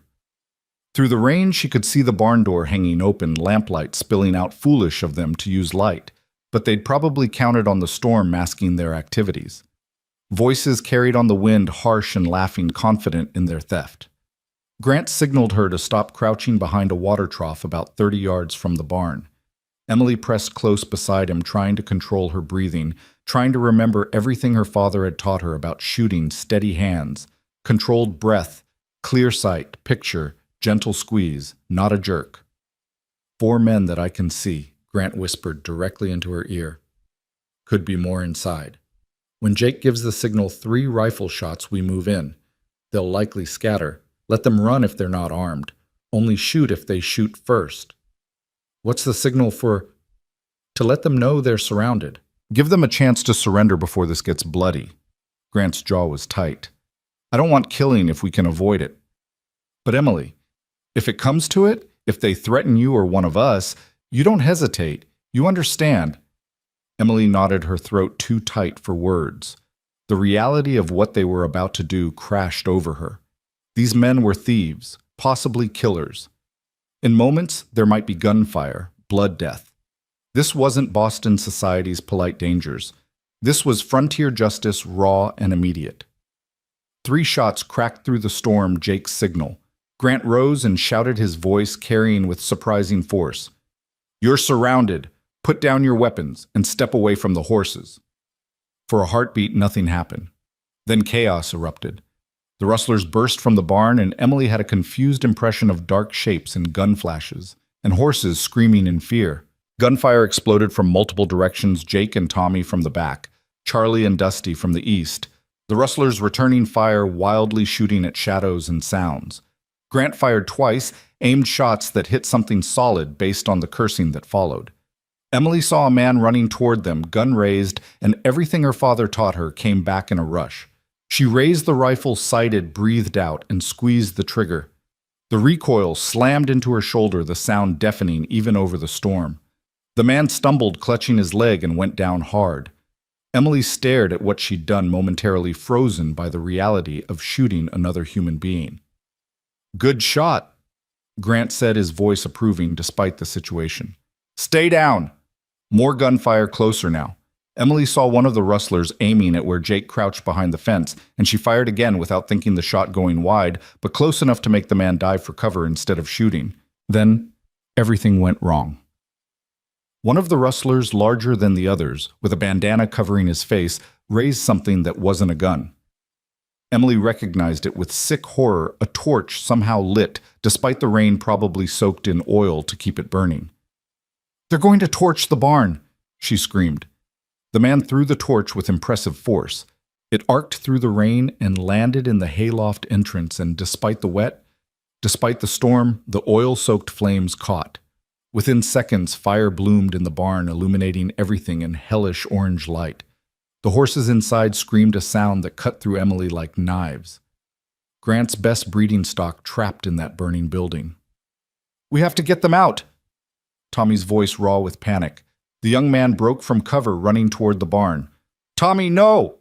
Grant's shout was lost in another crash of thunder. The rustlers used the confusion to scatter, riding off into the storm on horses they'd already managed to saddle. Charlie and Dusty fired after them, but the darkness and rain swallowed them whole. Emily could hear Jake cursing, likely trying to reload with wet ammunition. But all of that became secondary to the fire spreading through the barn despite the rain. Grant was already running, and Emily followed without thought, the rifle forgotten in her desperation to help. Inside the barn, smoke billowed thick and choking. The fire had caught the dry hay stored in the loft, and it burned with terrifying speed. Horses kicked at their stalls, eyes rolling white with terror. Tommy was already leading two out, his shirt pulled over his mouth against the smoke. "Get the stall doors open," Grant shouted, working the first latch. "Let them run. They'll head for the corral on their own." Emily grabbed the nearest stall door, fighting with the latch that seemed determined to stick. The heat was immense, the smoke stealing her breath. She could hear the fire crackling overhead, could see burning hay starting to fall.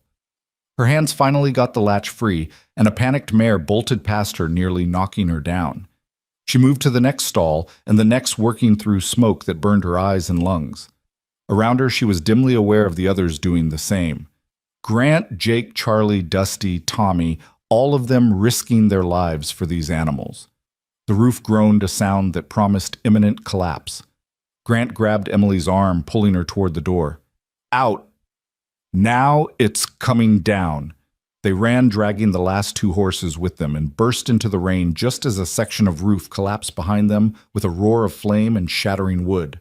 The fire lit up the night rain, doing little to dampen the inferno the barn had become. Emily fell to her knees in the mud, coughing so hard she thought her lungs might tear. Grant knelt beside her, his hands on her shoulders, his face black with smoke and tight with fear. "Are you hurt? Emily? Look at me. Are you hurt?" She shook her head, unable to speak, her throat raw. Around them the horses milled in confusion, but all of them were out. All of them were safe. Tommy was doing a head count. Charlie and Dusty were checking them for injuries. Jake was staring at the burning barn with an expression of grim satisfaction. "Could have been worse," Jake said. "Could have lost the horses and men both. As it is, we just lost a barn." "Just a barn?" Grant repeated, but his eyes never left Emily. "You could have died. That roof came down seconds after we got out. Emily, you could have, but I didn't." She finally caught her breath enough to speak. "None of us did. The horses are safe." "You shot a man tonight." Grant's voice was rough. "You ran into a burning building. You risked your life for horses. Emily, what were you thinking? I was thinking that this is my home, that these are my people, that I'd rather risk everything than hide and be safe while others fought. She looked at him directly, rain washing the smoke from her face, making her eyes sting.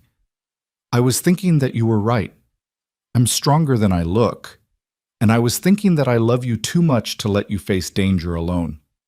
The words hung between them stark and undeniable. The storm still raged around them. The barn still burned the night, still held danger and chaos. But in that moment, drenched and smoke-stained and trembling with adrenaline, Emily had spoken the truth she'd been running from for weeks. Grant stared at her, his expression shifting through shock and wonder, and something that looked almost like pain.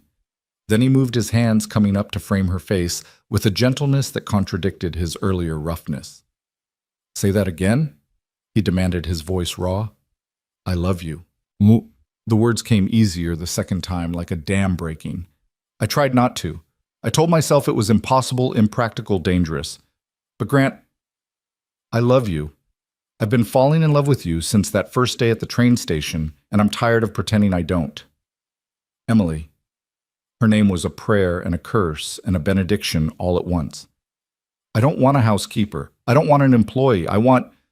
He stopped, swallowed hard. I want a wife. I want a partner. I want someone who'll stand beside me in storms and fires and whatever else this life throws at us. I want you, Emily Carver, in every way a man can want a woman. I'm here. She reached up to cover his hands with her own. I'm here, and I'm not leaving, and I'm yours if you'll have me.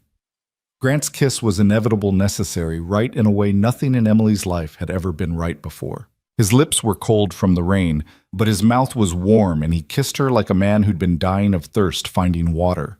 It wasn't gentle or tentative, it was fierce and claiming and full of weeks of suppressed longing, finally given permission to exist. Emily kissed him back with equal fervor, her hands fisting in his wet shirt, pulling him closer despite the mud and smoke and watching eyes. She tasted rain and smoke and promise, felt his heart hammering against her chest, heard the small sound he made when she opened her mouth under his. About damn time, Jake's voice cut through their moment. Boss, you gonna kiss the lady all night or help us deal with this fire before it spreads? They broke apart, both breathing hard, and Emily saw Grant's eyes had gone dark with desire and something deeper. But he was smiling. Really. Smiling, not the small, careful expression she'd seen before, but a full, genuine smile that transformed his entire face. We'll continue this conversation, he promised, his thumb brushing her lower lip with devastating tenderness. But Jake's right. We've got work to do. The next hours passed in exhausted labor. The rain helped contain the fire, but they still had to ensure it didn't spread to other buildings. They had to account for all the horses, check them for injuries from the smoke or their panicked escape. They had to secure the ranch against the possibility of the rustlers returning, though Grant thought it unlikely. They got spooked, he said, examining the man Emily had shot wounded but alive, tied up and waiting for the sheriff. Lost their surprise advantage, nearly got caught, barely escaped. They'll move on to easier targets. Dawn came gray and cold, the storm finally spent. The barn was a smoking ruin, but everything and everyone else had survived. The man Emily shot turned out to be a drifter from Kansas with a string of warrants, and he sang like a canary about his companions when the sheriff arrived mid-morning, names, descriptions, last known locations. You did good work here, Sheriff Morrison said, a grizzled man in his 50s who'd known Grant his whole life. Could have been a lot worse. Dalton's gang has killed before. You're lucky you saw them when you did. Luck had nothing to do with it, Grant said, his hand finding the small of Emily's back. We were vigilant, we were prepared, and we had more courage than they expected. After the sheriff left, taking his prisoner with him, the reality of what they'd survived began to sink in. Emily found herself shaking, delayed reaction setting in now that the danger had passed. She sat on the porch steps, wrapped in a blanket someone had brought, and tried to process everything that had happened. She'd shot a man. She'd run into a burning building. She'd confessed her love in the middle of a rainstorm. She'd kissed Grant McAllister like the world was ending, and it didn't matter who saw. Grant sat down beside her, his own blanket draped over his shoulders, and they sat in silence, watching smoke continue to rise from the barn ruins. "My 3 months aren't up yet," Emily said finally. "No, they're not. 3 more weeks." "I don't want to wait 3 more weeks." Grant turned to look at her, his eyes searching hers. "What are you saying?" "I'm saying that I came here for security and found something better. I came here running from my past and found a future. I came here expecting employment and found a home." She took his hand, lacing their fingers together. "I'm saying that if you meant what you said last night about wanting a wife, a partner, then I don't need 3 more weeks to decide. I already know." "Emily," Grant's voice was thick with emotion, "I meant every word. But I need you to be certain. This life is hard. The ranch demands everything. There will be more storms, more dangers, more struggles. I can promise you work and loyalty and love enough to last a lifetime, but I can't promise you ease or comfort or safety." "I don't want ease," Emily said. "I want purpose. I want partnership. I want a life that matters with a man who sees me as an equal, not a burden or a decoration." She squeezed his hand. "I want you, Grant. All of it. The ranch, the work, the danger, the life we could build together. I want you." Grant pulled her close, tucking her against his side, and Emily felt his lips press against her hair. "You're the bravest person I've ever met. You know that I'm terrified most of the time." "Courage isn't the absence of fear, it's acting despite it." He tilted her chin up to look at him. "You were terrified last night, but you still grabbed a rifle and ran into danger. You've been terrified since you got here, but you still stayed, still worked, still opened your heart to possibility. That's real courage, Emily. I learned from the best." She smiled up at him. "You stood up for a stranger on a train platform when you didn't have to. You gave me a chance when anyone else would have walked away. You fought for me against the town council. You," her voice caught, "you made me believe I was worth something again. You were always worth something. You just needed someone to remind you." They sat together as the sun climbed higher, burning off the storm clouds, revealing a day that promised to be clear and bright despite the destruction of the night before. Around them, the ranch came back to life, men checking animals, assessing damage, beginning the work of recovery and rebuilding. Jake found them on the porch, his expression carefully neutral despite the knowing gleam in his eyes. "Boss, we need to start planning repairs. Barn's a total loss, but we can salvage some materials. More important, we need temporary shelter for the horses before tonight." "I'll be right there." Grant stood, helping Emily to her feet. "Go get some rest. You've been up all night." "So have you." "I'm used to it. You're not." He cupped her face in his hands, and the tenderness in the gesture made Emily's throat tight. "Please, Emily, let me take care of you." "Only if you promise to let me take care of you too. Partners, remember." "Partners," he agreed and kissed her forehead with reverent gentleness. "Now go inside before you collapse. I'll be in for lunch." Emily watched him stride off toward the barn ruins, Jake falling into step beside him, their heads bent in discussion. The other men were already at work, moving with the efficient purpose of people who knew their jobs. This was her world now. These men, this ranch, this life. She thought about Boston, about the woman she'd been who'd stepped off that train 2 months ago. Desperate, broken, clinging to the wreckage of a life she'd lost. That woman wouldn't have grabbed a rifle last night. That woman wouldn't have run into a burning building. That woman wouldn't have had the courage to admit love when it terrified her. But Emily wasn't that woman anymore. Inside, she cleaned up as best she could, changing into dry clothes and braiding her smoke-scented hair. Her shoulder ached from the rifle's recoil, her lungs burned from smoke, her hands were scraped and dirty. She'd never felt more alive. She made coffee strong enough to wake the dead and put together a substantial lunch with whatever she could find: sandwiches, leftover biscuits, cheese apples from the cellar. The men would be hungry after a night of fighting and a morning of labor. When she brought the food out to them, spread on a blanket in the yard, since the kitchen table couldn't hold everyone, Grant's smile was worth every ache and pain. The men ate with their usual enthusiasm, and the conversation turned to practical matters. Lumber needed labor, required timeline for rebuilding. "Could add a second story to the new barn," Charlie suggested. "More storage, better ventilation." "More expensive," Dusty countered, "but probably worth it long term." "We'll do it right," Grant decided. "Take the time to build something that'll last another 50 years. No point in cutting corners just to finish faster. After lunch, Emily found herself alone with Sarah Thompson, who'd driven out again to check on everyone after hearing about the raid in town. "I hear congratulations are in order," Sarah said, grinning at Emily's startled expression. "Honey, the whole town knows by now. Sheriff Morrison has a big mouth, and he told everyone about how you shot a rustler and then kissed Grant McAllister in front of God and everybody." Emily felt heat flood her cheeks. "It wasn't quite like that." "I'm sure it was exactly like that." Sarah hugged her impulsively. "I'm happy for you both. Grant's been alone too long, and you needed someone who'd see you for who you really are. It's a good match, Emily. Maybe not conventional, but good. We haven't even talked about timing, about when or how. You'll figure it out. The important part is that you've both stopped pretending you don't feel what you feel." Sarah squeezed her hand. "Love's too rare and precious to waste time on propriety. Out here we learn that fast, or we lose what matters most." After Sarah left, Emily stood on the porch and watched Grant work. He'd stripped down to his undershirt despite the cool temperature, and she could see the play of muscles as he lifted beams, the strength in his shoulders, the capable certainty in every movement. He glanced up and caught her watching, and even from a distance, she saw his smile. That evening, after supper and cleanup, Grant found her in the parlor where she'd been attempting to read, but mostly just staring into the fire. "Walk with me," he asked, offering his hand. They walked in comfortable silence toward the creek that marked the southern boundary of his land.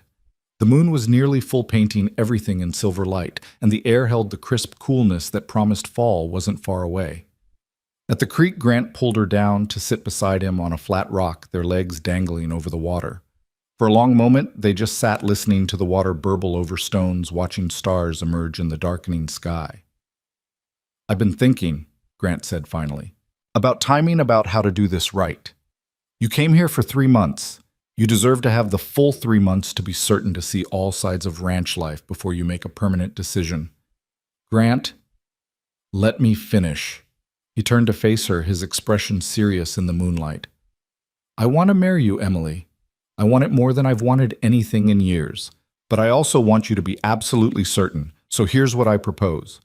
He pulled something from his pocket, a small box that made Emily's breath catch. Inside was a ring, simple but beautiful, a single small diamond set in silver. "This was my mother's. My father gave it to her when they decided to come west together." Grant's voice was rough with emotion. "She wore it for 25 years through everything this land threw at them. When she died, she made my father promise to save it for me for when I found someone worth building a life with." Emily's eyes filled with tears. "Grant, I can't." "You can. You should. This ring represents everything my parents built, a partnership based on respect and love and shared purpose. That's what I'm offering you, Emily. Not just marriage, but partnership. A life built together, not you supporting my dreams or me supporting yours, but both of us creating something bigger than either of us alone." He took the ring from the box and held it up in the moonlight. "So here's my proposal. Wear this ring for the next 3 weeks. Let it remind you every day that I'm serious, that I'm committed, that I'm waiting for you to be ready. At the end of your 3 months, if you're still certain, then we'll talk to the minister and plan a wedding. If you have any doubts, you take the ring off, and we figure out what comes next together. No pressure, no expectations, just time and truth." Emily looked at the ring, small and simple and heavy with meaning. She thought about Grant's mother wearing it through years of hardship and joy. Thought about the partnership it represented, thought about the man offering it to her with such careful hope in his eyes. "May I say something before you put that ring on my finger?" she asked. "Of course. I came here believing I needed security above all else. That safety was the most important thing, that protecting myself from more pain was the goal." She took his hands in hers, ring and all. "You've taught me something different. You've taught me that real security comes from facing challenges with someone beside you. That safety isn't the absence of danger, it's having someone who'll stand with you when danger comes. And that the only thing worse than risking your heart is never risking it at all." She released one of his hands and held out her left hand, fingers spread. "I don't need 3 more weeks, Grant. I don't need time to be certain. I already know. I knew it when I grabbed that rifle last night. I knew it when I ran into the barn. I knew it when I kissed you in the rain. So if you're offering me this ring, if you're offering me partnership and purpose, and a life built together, then yes, my answer is yes. Grant's hands trembled slightly as he slid the ring onto her finger. It fit perfectly, as if it had been made for her, as if everything in both their lives had been leading to this moment beside this creek under this moon. Emily McAllister, Grant said, testing out the name. Has a nice sound to it. It does. Emily agreed and kissed him slowly, sweetly, sealing the promise they'd just made. It really does. They sat by the creek until the moon rose high, talking about everything and nothing, wedding plans and barn rebuilding, whether to plant an orchard and how many children they wanted, whether Emily would keep managing the household or if they should hire help so she could focus on other projects. You could start that school, Grant suggested. The one Sarah mentioned. Ranch children need education, and you're qualified to teach. I could. Emily considered it, surprised by how appealing the idea was. Would you mind having a wife who works outside the home? Why would I mind? You'd be using your skills helping the community, building something that matters. That's what partnership means, both of us pursuing what fulfills us while supporting each other. He pulled her closer. Besides, ranch work is never really done. You'll be working one way or another. Might as well be work you choose. They walked back to the house hand in hand, and Emily felt the weight of the ring on her finger, not heavy, but present a constant reminder of promises made and futures chosen. The ranch house rose before them, light spilling from windows she'd washed, smoke rising from the chimney of a hearth she'd tended. At the porch steps, Grant stopped her with a hand on her arm. One more thing. What's that? Thank you for being brave enough to answer that advertisement. Thank you for getting on that train. Thank you for not giving up when Graves turned you away. Thank you for taking a chance on me. His eyes were serious and tense. My life started the day you arrived, Emily. Everything before was just waiting. Emily rose on her toes and kissed him, pouring everything she felt into that kiss, gratitude and love and promise and hope. When they broke apart, both breathless, she said, My life started that day too, when a cowboy who loved me before he ever knew me stepped onto a train platform and changed everything. They went inside together past the parlor where Jake sat with his harmonica, past the kitchen. She'd transformed up the stairs to the hallway where their separate rooms stood. At her door, Grant kissed her again, thorough and unhurried, before pulling back with visible reluctance. Sleep well, future Mrs. McAllister. Sleep well, future Mr. My husband. Emily laughed at her own awkwardness. That sounded better in my head. Sounded perfect to me. He touched her cheek with infinite gentleness. Good night, Emily. Good night, Grant. Emily closed her door and leaned against it, her heart so full she thought it might burst. She looked at the ring on her finger, catching lamplight and throwing tiny rainbows across the wall. She thought about the barn burning, about gunfire and the storm, about confessions in the rain and kisses that changed everything. She thought about how she'd come here with nothing and found everything. Tomorrow, there would be work. There was always work. There would be a barn to rebuild horses, to train a household to run. There would be the slow process of becoming Mrs. McAllister, in truth, of building a partnership that honored both of them. But tonight, Emily simply stood in her locked room in a ranch house in Colorado and marveled at how completely her life had transformed. The woman who'd stepped off that train 2 months ago wouldn't recognize the woman she'd become, someone brave and capable, and loved, someone who'd faced danger and chosen hope, someone who'd found her home in the last place she'd expected. Outside her window, the ranch settled into sleep. In the near distance, she could hear the horses they'd saved moving in the temporary corral alive because of choices made and chances taken. In the room down the hall, Grant McAllister, her rancher, her partner, her future prepared for sleep, knowing his heart was finally safe with someone who deserved its keeping. And somewhere in the darkness, Emily Margaret Carver, who would soon be Emily Margaret McAllister, smiled at the ceiling and whispered a thank you to whatever forces had brought her here, to this man, to this moment. She'd come west looking for security and found love instead, and love, she was learning, was the greatest security of all. Morning brought Emily downstairs with the ring still on her finger, its weight both foreign and completely right. She'd slept better than she had any right to after a night of gunfire and barn fires and life-changing proposals, and she woke with a certainty that felt like bedrock. This was exactly where she was meant to be. Grant was already in the kitchen when she arrived, attempting to make coffee with the focused concentration of a man who knew his skills lay elsewhere. He looked up when she entered, and the smile that spread across his face was worth more than any poetry ever written. "Morning, fiancé," he said, testing out the word, like a man tasting something sweet for the first time. "Morning, future husband." Emily moved to take over the coffee, nudging him gently aside. "How long have you been up?" "An hour, maybe. Couldn't sleep. Kept thinking about you down the hall wearing my mother's ring." He caught her left hand as she reached for the coffee pot, bringing it to his lips and kissing her knuckles just above where the diamond caught the early light. "Still can't quite believe you said yes. Still can't quite believe you asked." She poured water into the pot with her free hand, unwilling to break the contact. "Though I suppose after I declared my love in the middle of a rainstorm, you probably figured I was committed to dramatic gestures." "That was quite a declaration." Grant's voice dropped lower, more intimate. "You were covered in mud and smoke, your hair was plastered to your face, and you were the most beautiful thing I'd ever seen." "I must have looked terrifying." "You looked like a warrior, like someone who'd fight beside me through anything." He released her hand reluctantly, stepping back to let her work. "The men are going to notice the ring."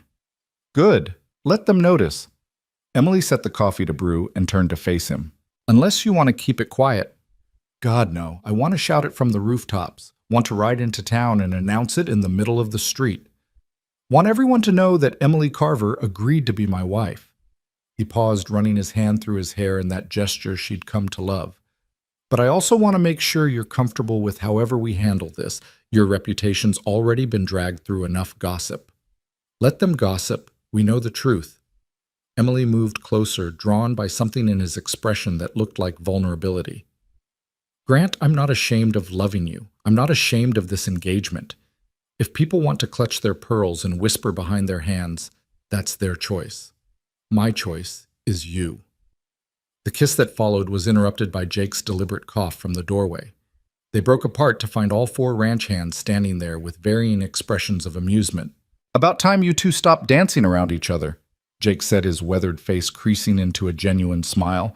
"Was starting to think I'd die of old age before you figured it out." "You proposed," Dusty crowed, spotting the ring on Emily's finger. "And she said, 'Yes, Charlie, you owe me $5. "You bet on whether I'd propose?" Grant asked, torn between irritation and amusement. "We bet on when," Charlie corrected, pulling money from his pocket with a resigned expression. "I thought you'd wait until the 3 months were up. Dusty said you'd crack within 2 weeks of the raid." "I said he'd crack the night of the raid," Dusty amended smugly. "Thought nothing gets a man's attention like nearly losing what matters most." Tommy, characteristically quiet until now, spoke up. "Congratulations, both of you. You're good together." The simple sincerity in his words made Emily's throat tight. "Thank you, Tommy. That means a lot."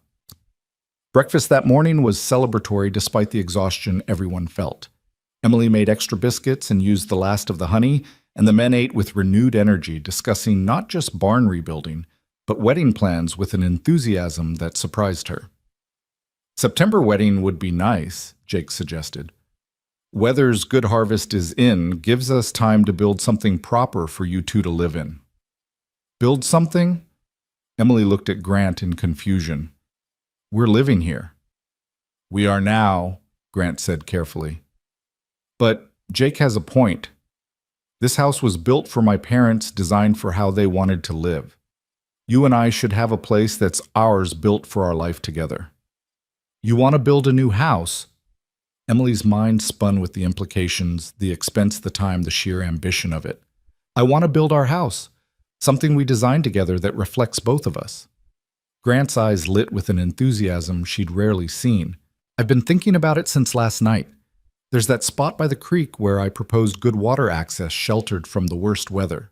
Beautiful view of the mountains. We could build there, take our time doing it right." "That's crazy," Emily said, but she was already imagining it, a house by the creek designed with input from both of them, a true fresh start rather than moving into a space filled with Grant's past.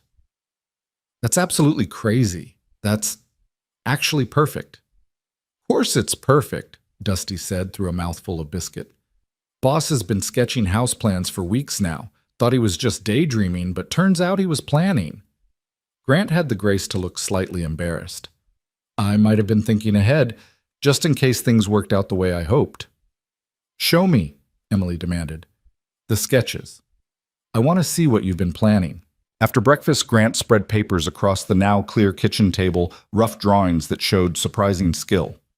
The house he'd imagined was smaller than his current one, but more thoughtfully designed, with a kitchen that had proper storage and workspace, a parlor with windows facing the mountains, bedrooms upstairs with views of the ranch, and a front porch wide enough for sitting and watching sunsets. This room here, Grant pointed to a space off the kitchen, I thought could be your study, somewhere for books and teaching supplies if you decide to start that school. And this room, he indicated another space on the ground floor, could be a nursery, eventually, when we're ready. Emily's hand drifted unconsciously to her stomach at the mention of children imagining a future that suddenly felt vividly real. You've thought of everything. I've had time and motivation. He looked at her seriously. But these are just ideas. We'll design it together, make it exactly what we both want. This is our house, Emily, our life. We build it together or not at all. The next weeks blurred into controlled chaos. During the day, the men worked on barn reconstruction while simultaneously beginning excavation for the new house.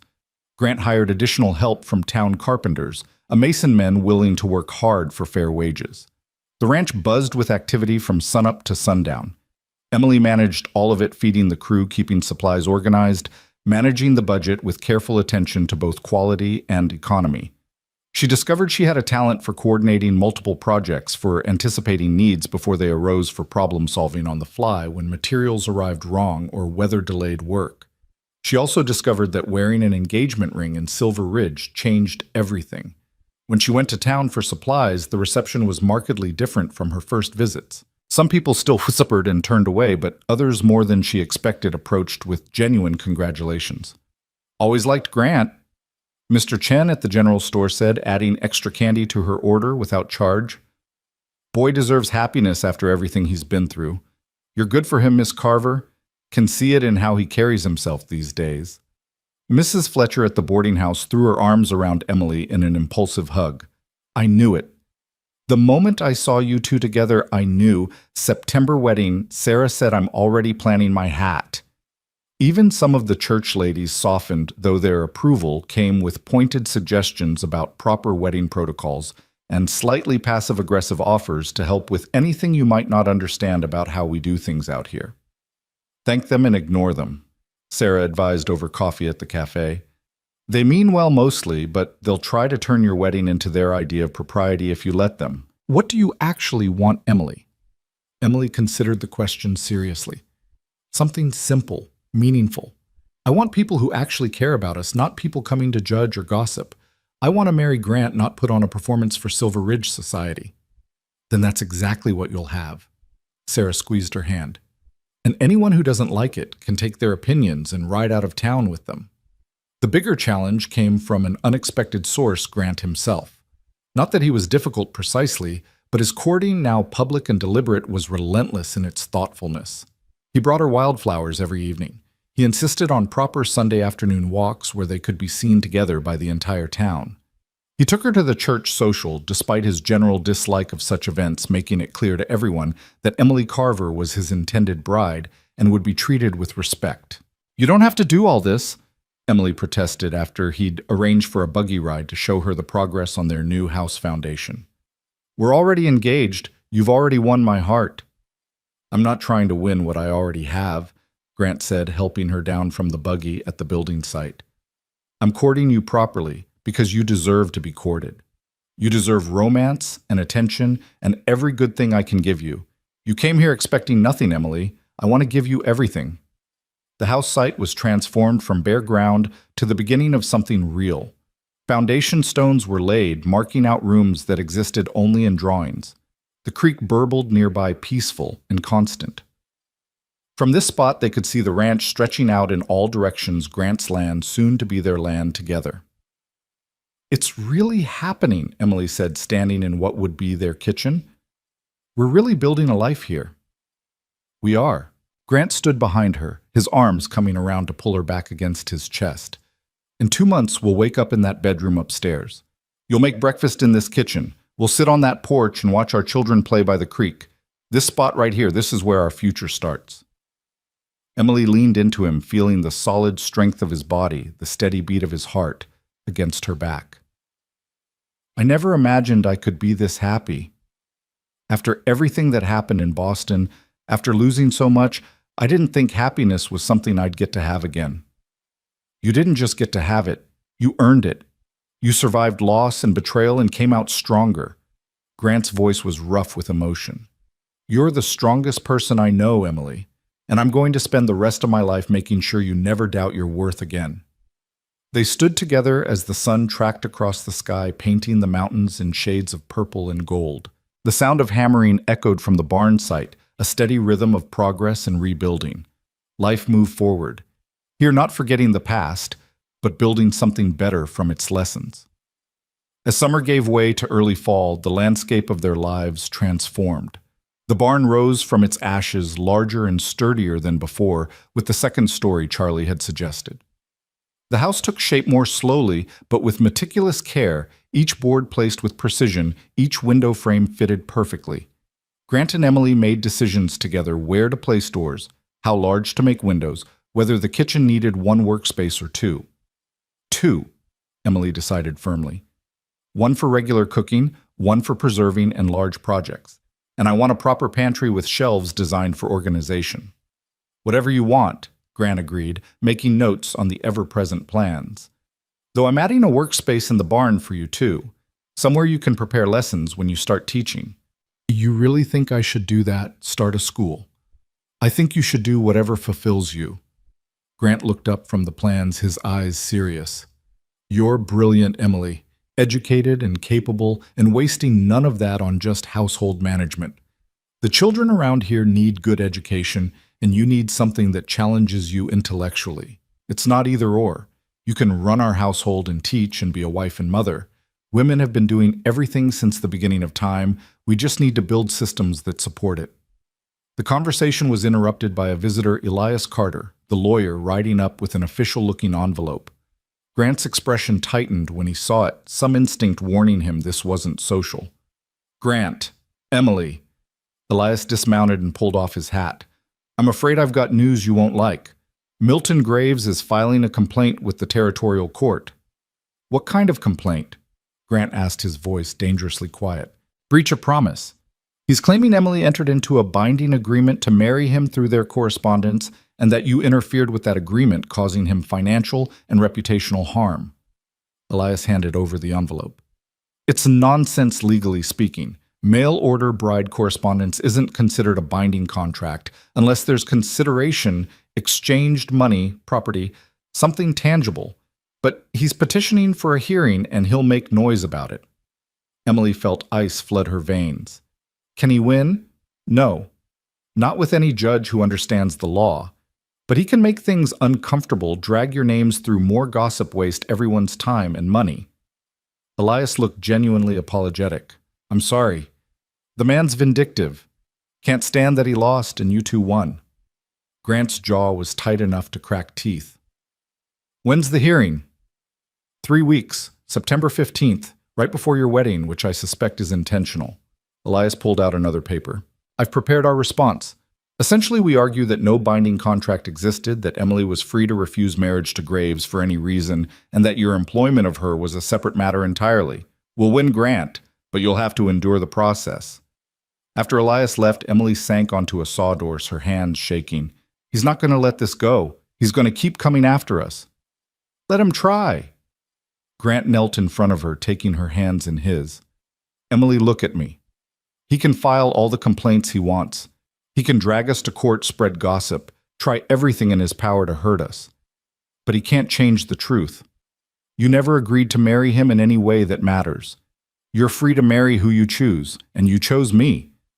But the gossip, the testimony having to stand up in court and defend our relationship, will be unpleasant, will be uncomfortable, will be worth it, because at the end we'll still be together, and he'll have accomplished nothing except proving what a small, bitter man he is. Grant cupped her face gently. I told you this life wouldn't be easy. I didn't expect challenges to come from courtrooms instead of storms, but the principle's the same. We face it together or not at all. Together? Emily said, drawing strength from his certainty. We face it together. The 3 weeks before the hearing were tense but productive. They pushed forward with the House refusing to let Graves's petty vindictiveness slow their progress. The frame went up solid and straight. The roof followed, keeping pace with the approaching fall weather. Windows arrived from Denver, glass and wood shipped by train, installed with care to catch the best light. Emily threw herself into wedding preparations with the help of Sarah and the other women who'd become her allies. Martha Wilson designed a dress simple ivory silk. Nothing like the elaborate confections Emily had worn in Boston society, but perfect for a ranch wedding. Mrs. Fletcher organized the reception, insisting it be held in the town hall so everyone who wanted to celebrate could attend. Let them see you're not ashamed, she said firmly. Let them see Grant McAllister's bride walking in with her head high. The night before the hearing, Grant found Emily on the porch of the old house, staring out at the darkened ranch. He settled beside her without speaking, just his presence a comfort. I'm scared, Emily admitted. Not of losing Elias as we'll win, but of standing up there and having every detail of my life examined, of Graves painting me as some desperate woman who seduced you for money, of people believing his version instead of the truth. Some people will believe whatever confirms what they already thought. Can't control that. Grant took her hand, intertwining their fingers. But the people who matter, the people whose opinions actually count, they know the truth. Jake, Tommy, Charlie, Dusty, Sarah and Martha and Mrs. Fletcher, Elias, Sheriff Morrison. The dozens of people in town who've seen how you've transformed this place, how you've earned respect through honest work and good character. Those people know who you really are. And if the judge doesn't see it that way, then we appeal. And if that doesn't work, we live our lives anyway. Emily, no court can tell us who we are or what our relationship means. The worst they can do is require me to pay Graves money I don't owe him. That's just dollars. What we have, what we've built together, that's worth more than any judgment. The hearing itself was less dramatic than Emily feared and more tedious than anyone wanted. They sat in a stifling courtroom while Graves presented his case, reading portions of Emily's letters out of context, claiming she'd made promises she never intended to keep, painting himself as the wronged party betrayed by a conniving woman and a jealous rival. She wrote that she was coming to Silver Ridge to marry me. Graves told the judge, his voice oily with false hurt. She accepted my offer of marriage through correspondence spanning 6 months. She made plans, took my money for her train ticket, arrived, ready to be my wife. And then she was seduced away by a richer man with more land and more charm. Your Honor, I seek compensation for breach of promise and interference with contract. Elias Carter dismantled the argument with surgical precision. He presented all of Emily's letters, showing clearly that she'd never made binding promises, only expressed interest in learning more. He produced evidence that Graves himself had sent her a telegram 3 days before her arrival, attempting to cancel the arrangement but sending it to the wrong address deliberately. He called witnesses who testified to Graves's character, or lack thereof, and to Grant's respectability. When Emily took the stand, she told the truth simply and clearly. Yes, she'd corresponded with Graves about a possible arrangement. No, she'd never promised to marry him regardless of circumstances. Yes, she'd been devastated when he rejected her at the station. Yes, Grant had offered her employment. And yes, they'd fallen in love despite neither of them planning it. Mr. Graves presented himself as honorable in his letters, Emily said, looking directly at the judge. When I arrived, he proved himself a coward who breaks his word.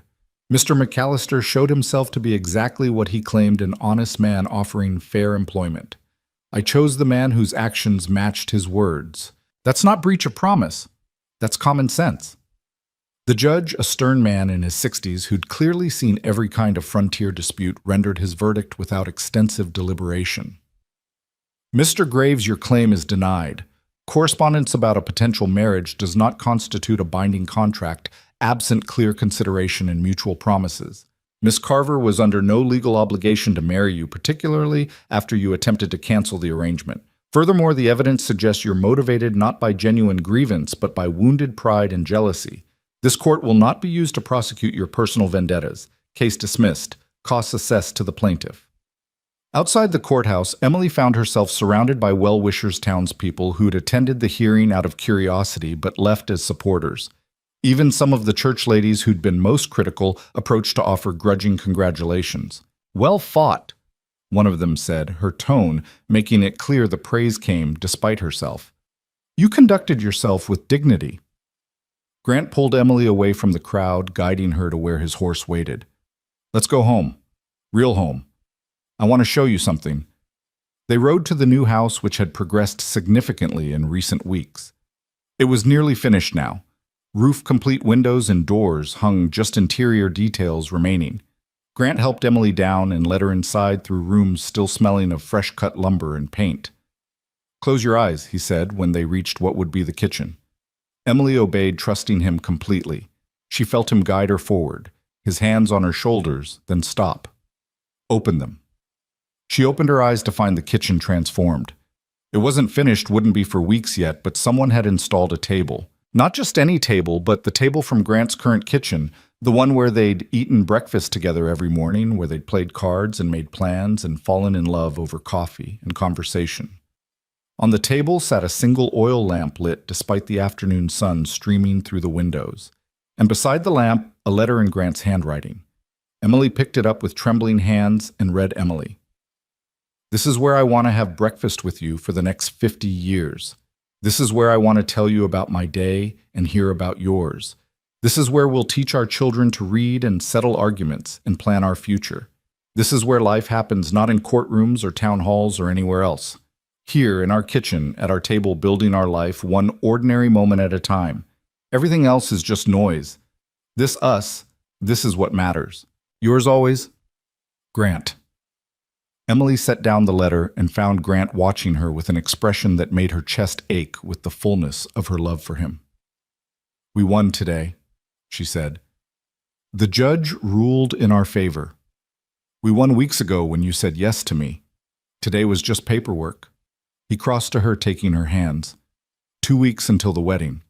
2 weeks until you're my wife officially.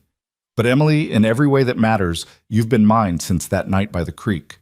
And I've been yours since the moment I saw you on that train platform." She kissed him there in their unfinished kitchen, standing at the table that represented their past and their future, surrounded by walls they'd chosen together, and windows that framed the life they were building. Outside the ranch continued its rhythms, cattle grazing horses, training men working. Inside, two people who'd found each other against all odds, sealed their commitment with a kiss that tasted like promise and possibility. The 2 weeks before the wedding passed in a blur of final preparations. The house wasn't quite finished, wouldn't be for another month at least, but enough was complete that they could move some furniture and stake their claim on the space. Emily spent hours arranging and rearranging, trying to figure out how she wanted their life organized. "You're overthinking it," Grant said, watching her move a chair for the 5th time. "Wherever you put things will be right because you put them there. I want it to be perfect. It will be perfect because we're in it together." He pulled her away from the chair and into his arms. "Emily, stop trying to make everything ideal.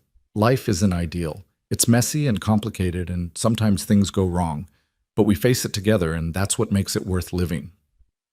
The wedding morning dawned clear and crisp early September, showing hints of the fall to come. Emily woke in her old room at Grant's house for the last time and felt a strange mix of excitement and melancholy. This room had been her sanctuary when she'd had nothing. Now she was leaving it for something better, but the transition still felt momentous. Sarah and Martha arrived early to help her dress, chattering and laughing and turning the morning into celebration instead of anxiety. The ivory silk dress fit perfectly simple but elegant, appropriate for a ranch wife who valued substance over flash. Martha pinned Emily's hair up with pearl combs borrowed from Mrs. Fletcher, and Sarah presented her with a bouquet of wildflowers gathered from the creek near the new house. "Something borrowed, something blue, something old, something new?" Martha recited, checking off items. "Combs are borrowed. Handkerchief is blue. Grant's mother's ring is old and the dress is new. You're all set." "I'm terrified," Emily admitted, looking at herself in the mirror. "Not of marrying Grant, that's the only thing I'm certain about, but of standing up in front of the whole town, of promising forever, when forever is such a long time, of somehow not being enough for him." "Emily Carver," Sarah turned her firmly away from the mirror. "You are more than enough. You're everything he needs and everything he wants.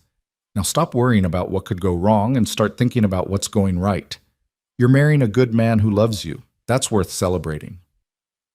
The ceremony was held at the church packed with more people than Emily expected. Every ranch hand from Grant's spread most of the town's families, even some ranchers from neighboring properties who respected Grant and wanted to show their support. The church ladies had decorated with fall flowers and ribbons, transforming the simple building into something beautiful. Emily walked down the aisle on Jake's arm he'd offered without being asked, and the gesture had made her cry. Grant stood at the front in a new suit, his eyes locked on her from the moment she appeared, and Emily saw everything she needed to know in his expression. Love, certainty, home. The minister spoke about partnership and covenant, about building lives together through faith and perseverance. He read from Ruth, "Where you go, I will go," and Emily felt the words settle into her bones like truth she'd always known but never articulated. Then came the vows, and Grant's voice was steady as mountains as he promised to love and cherish, to honor and protect in sickness and health, for better or worse, until death parted them. Emily repeated the same promises and meant them with every fiber of her being. "I now pronounce you husband and wife," the minister said, smiling broadly. "Grant, you may kiss your bride." Grant kissed her with reverent tenderness, mindful of their audience, but making it clear that this woman was his and he was hers, and nothing would change that. The church erupted in applause and cheers, and Emily laughed against Grant's lips, dizzy with joy. The reception in the town hall was raucous and joyful, with food contributed by dozens of families and dancing that lasted well into the evening. Emily danced with Grant, then with Jake and Tommy and Charlie and Dusty, then with half the men in town who wanted to welcome the new Mrs. McAllister properly. "You're radiant," Sarah said, catching Emily during a break in the dancing. "Haven't seen you smile like this since you arrived." "I didn't know I could feel like this," Emily admitted. "After everything that happened in Boston, I thought the best I could hope for was survival, safety. Never imagined I'd actually be happy." "That's what love does, transforms survival into living." Sarah hugged her impulsively. "You deserve this, Emily. Every bit of happiness you've found." As the evening wound down, Grant pulled Emily outside into the cool September night. Stars blazed overhead, brilliant and uncountable, and the mountains stood dark against the sky. "Ready to go home, Mrs. McAllister?" Grant asked, his voice warm with satisfaction at using her new name. "More than ready." They rode to the new house in the buggy, trailing tin cans and ribbons, courtesy of the Martinez brothers' sense of humor. Lamps glowed in the windows. Jake had lit them before leaving the reception, making the house look welcoming and lived in, despite its newness. Grant helped Emily down and then, before she could walk toward the door, swept her into his arms. "Tradition," he explained at her startled laugh. "Husband carries bride over threshold. I'm not about to skip that part." He carried her up the porch steps and through the door they'd chosen together into the parlor they'd designed together, setting her down in the middle of their new life, with the care of someone handling something infinitely precious. "Welcome home, Emily McAllister," Grant said softly. Emily looked around at the house that smelled of new wood and fresh paint at furniture that was partly his and partly new and would become theirs through use and time. She looked at the kitchen where they'd share breakfast, at the stairs leading to a bedroom they'd share tonight and every night after. She looked at her husband. Her husband, God, that word still felt miraculous, and saw her whole future in his eyes. "Thank you," she whispered, "for everything. For saving me at the train station, for giving me a job when I had nothing, for seeing me as more than desperate or damaged, for building this life with me, for loving me. Thank you for being brave enough to love me back." Grant pulled her close, and Emily rested her head against his chest, listening to the steady beat of his heart. "This is just the beginning, you know. Tomorrow we wake up and start actually living this life, working the ranch building, the community, facing whatever challenges come. It won't always be easy." "I don't need easy. I need real. I need honest. I need this us exactly as we are." Emily tilted her face up for his kiss. "I need you, Grant McAllister. That's all I've ever needed since the day you stepped between me and Milton Graves and changed everything." He kissed her then, not with the restraint of a wedding kiss witnessed by a crowd, but with the passion of a husband claiming his wife in the privacy of their own home. Emily kissed him back with equal fervor, Months of careful propriety finally giving way to the desire they'd been banking like a fire, waiting for the right moment to blaze. Grant lifted her again, carrying her up the stairs to the bedroom they'd prepared together. Large bed-clean linens, windows overlooking the ranch they'd built together. He set her down carefully, his hands going to the buttons of her dress with reverent slowness. "I love you," he said, punctuating each word with a kiss. "I love your strength. I love your courage. I love how you transform everything you touch. I love—" "Show me." Emily interrupted her own hands, working at the buttons of his shirt. "Stop telling me and show me." So he did, and Emily discovered that everything she'd survived the loss, the betrayal, the desperate journey west had been worth it for this moment, for this man, for this love that felt like coming home after a lifetime of wandering. Later, much later, they lay tangled together in sheets that smelled of lavender and new beginnings.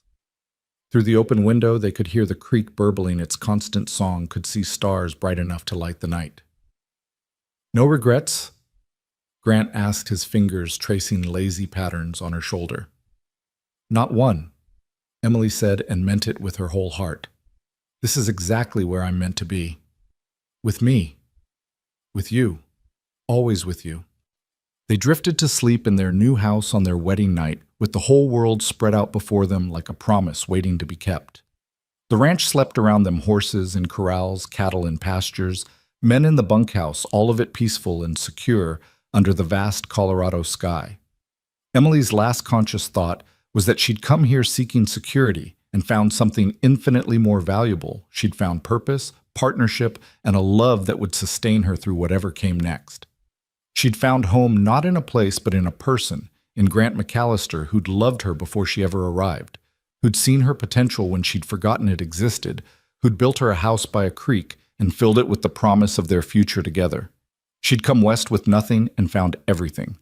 And that she thought, as sleep claimed her, was worth every risk she'd taken, every fear she'd conquered, every moment of doubt she'd pushed through. Tomorrow would bring work and challenges and the daily business of building a life. But tonight, in the darkness of their bedroom with her husband's arms around her, Emily was simply completely, perfectly happy. And happiness, she'd learned, was the greatest adventure of all. Morning came with birdsong and the smell of pine drifting through open windows. Emily woke slowly, luxuriously, to find herself wrapped in her husband's arms with sunlight painting patterns across their bed. For a moment, she simply lay there, marveling at the reality of it. This man, this house, this life that was now hers. Not through desperation, but through choice. Grant stirred beside her, his eyes opening to find her watching him. "Morning, wife?" he said, his voice rough with sleep and satisfaction. "Morning, husband." Emily traced the line of his jaw, still amazed that she was allowed this intimacy. How does it feel to wake up a married man? Like everything finally makes sense. He pulled her closer, kissing her forehead, her cheeks, her lips with unhurried tenderness. "Like I've been waiting my whole life for exactly this moment." They stayed in bed longer than either of them usually allowed, talking quietly about nothing and everything, learning each other in the morning light. But eventually, the ranch demanded attention. Cattle needed tending, horses needed training, and life didn't pause for honeymoons when you owned 3,000 acres of working land. "Welcome to married life," Grant said with wry amusement as they dressed, "where romance meets responsibility, and somehow both survive." The first months of marriage brought adjustments neither of them had fully anticipated. Emily learned the rhythm of being a wife instead of an employee, the difference subtle but significant. She was no longer managing Grant's household, but their household, making decisions as a partner rather than seeking approval. Grant learned to share space that had been his alone for years, to consider someone else's preferences and needs in every choice. They had their first real argument 6 weeks in over something ridiculous, whether to plant an orchard immediately or wait until spring. Emily wanted to start right away, making use of fall planting season. Grant thought it was too much to take on with the house still being finished and winter preparations demanding attention. "You're being stubborn," Emily said, her frustration bubbling over after a long day of preserving vegetables. "I'm being practical," Grant countered. "We have limited time and resources. The orchard can wait 3 months. And in 3 months we'll have missed the optimal planting window, and we'll be saying the same thing next fall. Emily set down her wooden spoon with more force than necessary. This is important to me, Grant. I want to build something that will feed us for years, not just react to immediate needs. And I want my wife to not work herself into exhaustion trying to do everything at once. Grant's voice rose to match hers. You're already managing the household, helping finish the house, planning your school, and trying to preserve everything in the garden before first frost. Adding an orchard project right now is too much. They stood on opposite sides of the kitchen, both breathing hard, both surprised by the intensity of their disagreement. Then Emily laughed, a slightly watery sound that made Grant's expression shift from anger to confusion. We're having our first married fight, she said, over fruit trees. Grant's lips twitched. When you put it that way, it does seem absurd. I'm right, though. We should plant now. You're exhausted is what you are. Grant crossed to her, taking her flour-dusted hands. How about a compromise? We plant half the orchard now, the hardiest varieties that can handle fall planting. The rest we do in spring when we have help and time to do it properly. That way you get your orchard started and I get my wife not collapsing from exhaustion. Emily considered it, then nodded. That's actually reasonable. I have my moments. He kissed her nose. Though, for the record, you're still wrong about the timing. For the record, you're still stubborn as a mule. They planted 10 apple trees that October, working side by side in the crisp autumn air, arguing companionably about spacing and variety selection. And when the first snow fell in November, covering their new orchard in white, Emily stood at the kitchen window and felt deep satisfaction. Those trees represented something more than future fruit. They represented the life they were building together. Roots going deep into soil they'd chosen, growing toward a future they'd create through patient tending and shared labor. Winter brought different challenges. The ranch work didn't stop. Animals needed constant care, fences, needed repair supplies, needed management, but the pace slowed enough that Emily could focus on preparing her school. She spread word through the community that she'd be offering lessons starting in spring, open to any child whose parents could spare them from work. I'll need to figure out schedules around planting and harvest, she told Grant one evening as they pored over curriculum plans. Most families can't afford to lose their children's labor during peak seasons. So we adjust. Morning lessons during summer, full days during winter. You make it work around the reality of ranch life instead of fighting against it. Grant studied her notes with genuine interest. You're planning to teach quite a range: reading, writing, arithmetic, history, geography. That's ambitious. Children out here deserve the same quality education they'd get in Boston or New York. Better even because we can adapt it to their lives. Teach mathematics through ranch accounting, geography, through understanding markets for cattle history, through understanding how settlement shaped this land. Emily's enthusiasm grew as she spoke. Education shouldn't be separate from life. It should enhance it.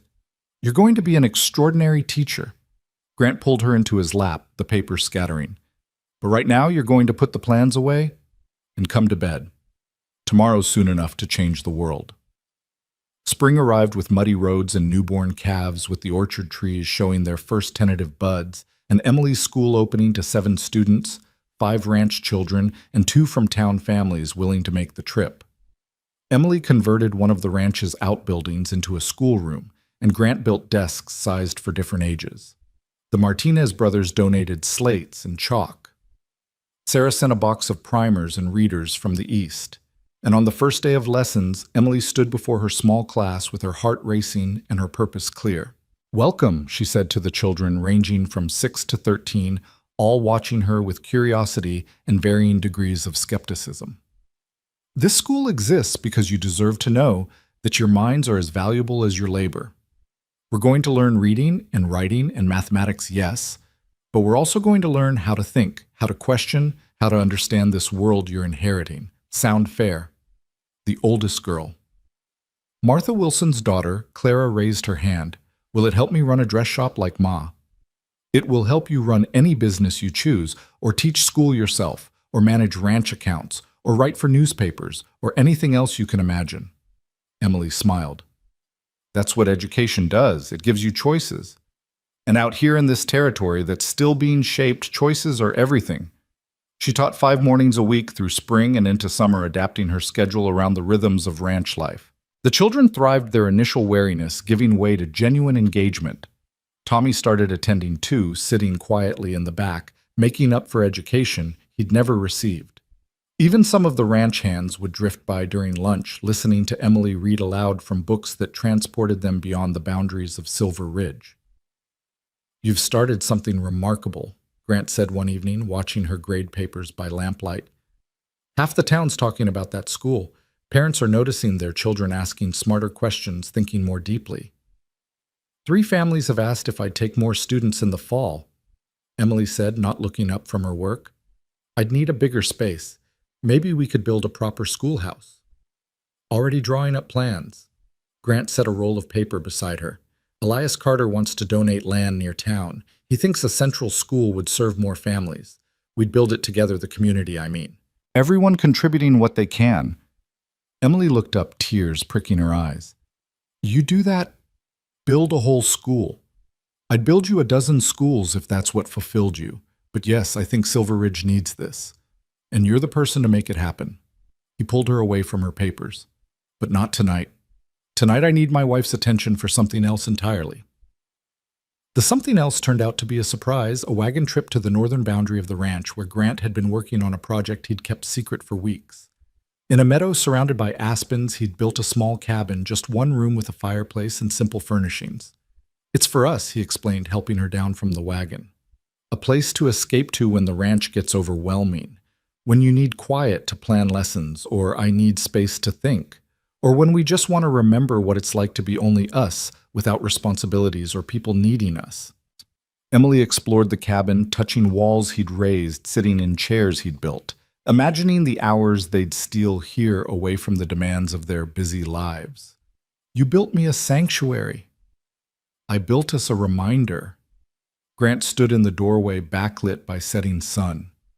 "A reminder that before we were ranchers or teachers or employers or any of the other roles we play, we were just 2 people who fell in love. I don't want us to forget that in the busyness of building our life." They christened the cabin that night, making love on a bed Grant had built with his own hands, falling asleep to the sound of wind in the aspens and waking to mountain sunrise, painting the world in gold. It became their tradition. Once a month they'd ride to the cabin and spend a night being only themselves, talking and loving and remembering why they'd chosen this life together. Summer gave way to fall, and Emily discovered she was pregnant. She'd suspected for weeks but waited to be certain before telling Grant. She chose a quiet evening after supper when they sat on their porch watching stars emerge. "I need to tell you something," she said, her hand finding his. Grant's instant tension suggested he feared bad news. "What's wrong?" "Nothing's wrong. Everything's incredibly right." She took his hand and placed it on her still flat stomach. "We're going to have a baby. Next spring, probably April." Grant stared at her, his expression shifting through shock and wonder and something that looked almost like fear. "A baby. We're going to have a baby. You're Emily, are you sure?" "As sure as I can be. I've missed my courses twice. I've been nauseated in the mornings. And yesterday I cried at breakfast because you said the biscuits were good. I'm definitely pregnant." "You cried because I complimented your biscuits." "I'm going to cry a lot more before this is over. Sarah warned me." Emily watched his face carefully. "Are you happy you look terrified?" "I'm both. Terrified and happy." "And Emily, what if I'm not a good father? What if I'm like my father, too hard, too demanding? What if—" She kissed him, silencing his spiral of worry. "You're going to be an excellent father. You're patient and kind, and you'll teach our children what really matters, and you won't be doing it alone. We're partners, remember? We do this together." Grant pulled her close, one hand still resting on her stomach where their child grew. "A baby," he said again, wonder replacing fear. "We're going to be parents." "We are. In about 6 months, our lives are going to get even more chaotic than they already are." Emily leaned into him. "Are you ready for that?" "With you, I'm ready for anything." The pregnancy progressed through fall and into winter, bringing challenges Emily hadn't anticipated. Morning sickness that lasted well past morning. Exhaustion that made teaching difficult. The growing awareness that her body was no longer entirely her own, that she was creating life while simultaneously trying to maintain all her other responsibilities. "You need to slow down," Grant said for the 100th time, watching her struggle through lesson preparation while fighting waves of nausea. "Let me hire someone to help with the school, or close it for a few months until after the baby comes." "I'm not closing the school. These children depend on consistent education." Emily pressed her hand to her churning stomach. "I'm fine. Just need to get through this trimester. Sarah says the sickness usually passes." "Sarah also said you're working too hard and need more rest." Grant took the papers from her hands. "I'm not asking Emily. I'm telling you, you're taking tomorrow off, and the next day, and you're going to rest whether you like it or not." They argued about it, Emily insisting she could manage, Grant adamant that she was risking her health and the baby's. Finally, Martha Wilson offered a solution: she'd assist with the school 2 days a week, giving Emily time to rest while ensuring the children's education continued. "I don't like accepting help," Emily admitted as her body rounded with pregnancy. "Feels like admitting weakness." "It's not weakness. It's wisdom." Grant helped her into the wagon for the ride to their cabin, now more necessary than ever. "You're growing a human being while running a school and managing a household and being my partner in running a ranch. Accepting help isn't weakness, it's survival." Their daughter arrived on a stormy April night 3 weeks earlier than expected, and in a rush that left no time for the doctor from town. Sarah Thompson delivered the baby with capable hands while Grant paced the downstairs parlor, and the ranch hands waited anxiously in the bunkhouse. Emily labored for 6 hours that felt like 6 years, until finally a cry split the night, and Sarah called out, "It's a girl!" A beautiful, perfect girl. Grant burst into the room without waiting for permission, his face white with fear that melted into wonder when he saw Emily holding their daughter. The baby was red and wrinkled and screaming her displeasure at being thrust into the cold world, but to Emily, she was the most beautiful thing ever created. "Look what we made," Emily whispered, exhausted and elated. "Look at her, Grant." Grant knelt beside the bed, one finger touching their daughter's impossibly tiny hand. She grasped it immediately, her cry quieting, and something in Grant's expression transformed. "She's perfect. You're both perfect." His voice cracked. "Emily, I was so scared when I heard you crying out when I couldn't do anything to help." "I'm fine. We're fine." Emily shifted the baby so Grant could see her better. "What should we name her?" They'd discussed names for months without deciding, but looking at their daughter's face, Grant said immediately, "Rose. Like the wildflowers by the creek where I proposed. Rose Margaret, after your mother." "Rose Margaret McAllister." Emily tested the name and found it perfect. "Welcome to the world, little Rose. Welcome to the ranch and the chaos and the life we're going to give you." The ranch hands filed in one by one to meet Rose, each of them utterly transformed by the tiny person who'd entered their rough world. Jake held her with trembling hands and declared her the prettiest baby in Colorado. Tommy carved her a rattle from smooth wood. Charlie and Dusty argued about whether she looked more like Grant or Emily. Even the most hardened cowboys melted in the face of one small girl. Parenthood changed everything while changing nothing. The ranch still demanded constant attention.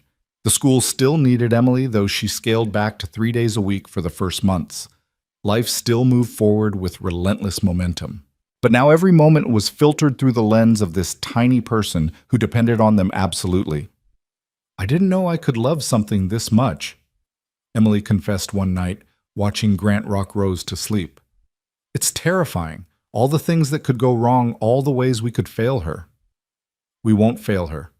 We'll make mistakes, yes, but we'll love her through them. That's what my mother did for me." Grant settled Rose in the cradle he'd built, tucking her blanket with infinite care. "She'll grow up knowing she's loved, knowing she's capable, knowing the world is full of possibilities.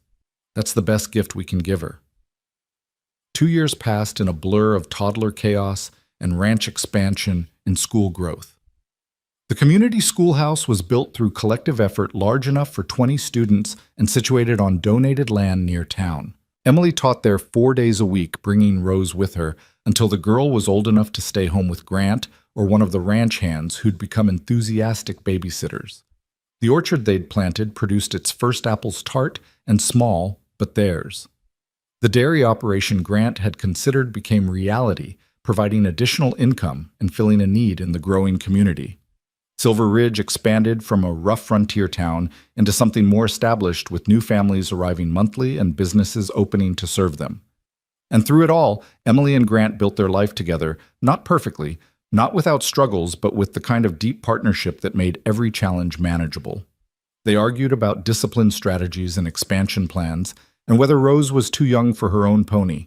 They laughed over breakfast and made love in their cabin and sat on their porch watching sunsets paint their land in colors that never got old. Their son arrived 3 years after Rose during a snowstorm that closed the roads and meant Sarah couldn't make it to the ranch. Emily labored with only Grant to help her, and later she'd admit she'd never seen him more terrified than when he realized he'd have to deliver their child himself. "I've delivered calves and foals," he said, his hands shaking as he washed them. "But, Emily, this is our baby. What if I do something wrong?" "You won't. You're the steadiest person I know." Emily gripped his hand through a contraction. "We're doing this together like everything else." James Grant McAllister came into the world in his parents' bedroom, with his father's hands catching him and his mother's voice guiding Grant through the process. He was larger than Rose had been, with a shock of dark hair and his father's blue eyes. Grant wept when he cut the cord, overwhelmed by the enormity of what they'd just accomplished together. "2 children," Emily said, exhausted but happy, as Grant cleaned and swaddled their son. "We have 2 children, a ranch, a school, a life we built from nothing. How did we get so lucky?" "Wasn't luck, was choice. Your choice to take a chance on me. My choice to give you one." Grant laid their son in her arms. "Everything good in my life traces back to that train platform and you refusing to back down from graves." With 2 children, life became exponentially more complicated and more joyful. Rose was a whirlwind of energy and questions constantly underfoot and into everything. James was calmer but observant, watching the world with serious eyes that missed nothing. Together they transformed the ranch into something louder and messier and more alive than it had ever been. Emily's school flourished, growing to 30 students, with Martha Wilson teaching alongside her and Tommy, who discovered a gift for patience, helping with the younger children. The schoolhouse became a community center, hosting dances and town meetings and celebrations. Emily's dream of education accessible to all ranch children became reality, and she watched with pride as her first students graduated to higher learning or took positions in town businesses armed with skills she'd helped them develop. The ranch prospered beyond Grant's early dreams. His careful breeding program produced horses that sold across 3 territories. The dairy operation became profitable enough to hire dedicated staff. He bought adjacent land when it became available, expanding his holdings carefully and sustainably. And through it all, he remained the same man who defended a stranger on a train platform fair, honest, respected by everyone who knew him. Years accumulated like snow on mountains, each one adding to what came before building something substantial and enduring. Rose grew into a girl who could ride like her father and argue like her mother, fierce and independent and utterly sure of her place in the world. James became a quiet observer who understood animals better than most adults, content to spend hours in the barn or following Tommy around the ranch. Emily's hair gained its first silver threads. Grant's face showed more lines earned through years of sun and work and laughter. The house by the creek weathered its first decade, settling into itself the way people do when they've found where they belong. The orchard matured, providing bushels of apples each fall. The dairy herd expanded. The school required a second building to accommodate all the students. And through it all, through droughts and hard winters, through market fluctuations and occasional conflicts, through the ordinary struggles of life on the frontier, Emily and Grant's partnership remained the bedrock everything else was built on. They still argued about orchard timing and child-rearing philosophies and 100 other things.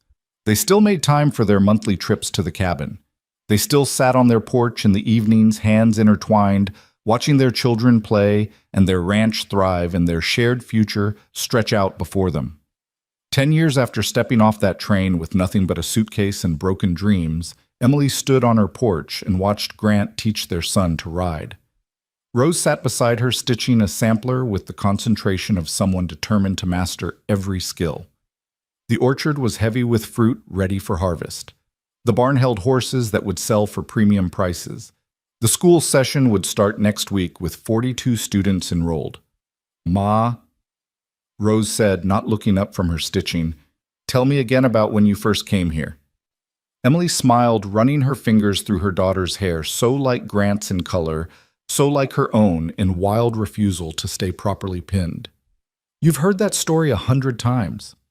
I like it. Tell me the part where Pa saved you from the mean man. So Emily told it again, editing for a child's ears, but keeping the essential truth, how she'd come here desperate and found hope, how Grant had seen something in her worth defending how they'd built this life together through choice and chance and stubborn determination. Were you scared? Rose asked. Terrified. I'd lost everything and didn't know if I'd survive, let alone thrive. Emily looked at her daughter seriously. Being brave doesn't mean not being scared, Rose. It means being scared and doing the thing anyway because it's right or necessary or worth the risk. Like how you went into the burning barn. Emily blinked, surprised. Who told you about that?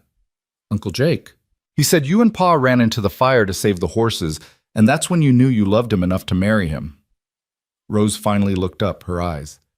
Grant's eyes searching Emily's face. Was that true? It was true. Sometimes it takes extreme circumstances to show us what's really in our hearts. Emily pulled Rose close. But mostly, love is quieter than that. It's in how your father makes sure I have coffee ready when I wake up. It's in how I press his shirts, even though he says he doesn't care. It's in 1,000 small choices to put each other first to build something together that's bigger than either of us alone. Grant and James rode closer, and Emily could hear Grant's patient instruction as he corrected their son's posture. James was taking it all in with serious concentration, determined to master this skill, like he mastered everything through observation and practice, and sheer stubborn persistence inherited from both parents. You're teaching him well, Emily called out. Grant looked up, his face lighting the way it always did when he saw her. After 10 years of marriage, that never got old, the way he looked at her like she was still the most remarkable thing in his world. He's a natural. Got your determination and my patience. Dangerous combination. Runs in the family, Emily said dryly. Rose is the same way. Yesterday she practiced that stitch for 3 hours until she got it perfect. Speaking of which, Rose announced, holding up her sampler. I'm done. Look, Ma. The sampler read, Home is where love lives, in careful cross-stitch, surrounded by a border of flowers that Rose had designed herself. Emily felt tears prick her eyes. Hormones, she told herself, though she knew it was really just the overwhelming fullness of this life they'd built. It's beautiful, sweetheart, absolutely beautiful. That evening, after the children were in bed and the ranch had settled into nighttime quiet, Grant found Emily on the porch, where she so often ended her days. He settled into the chair beside her, and they sat in comfortable silence, watching stars emerge in the darkening sky. 10 years, Grant said finally. 10 years since we stood in front of half of Silver Ridge and promised forever. Best decision I ever made, Emily said. Even when you're being stubborn about orchard timing. We planted those trees, by the way. You were right about the timing. He took her hand, his thumb tracing the ring he'd placed there a decade ago. You've been right about most things. Not everything. You were right about waiting to expand the dairy operation until we had adequate staff. I was ready to charge ahead without proper planning. We balance each other. Your ambition pushes me to take risks. My caution keeps you from overextending. That's what makes us work. Grant pulled her from her chair and into his lap, holding her close. Any regrets? It was the same question he'd asked on their wedding night, and Emily gave the same answer, though, with a decade of life to back it up. Not one. Not a single moment. Not a single choice. Well, maybe I regret that argument we had about whether James was too young to help with fence repairs, but even that taught us something. That our son has your stubbornness and will do things whether we approve or not. Grant's voice held laughter. That our children are capable of more than we sometimes give them credit for. That letting them try and fail is part of helping them grow. Emily twisted to look at him directly. We're not perfect parents, Grant. We make mistakes constantly. But we love them fiercely and teach them what matters. That's enough. It has to be enough. He kissed her temple. Remember when you were terrified you wouldn't be enough for me? I remember thinking I had nothing to offer except desperate need for security. And look at what you've built. A school that's changing this community. Children who are growing up strong and confident. A home that people gravitate to because it feels welcoming.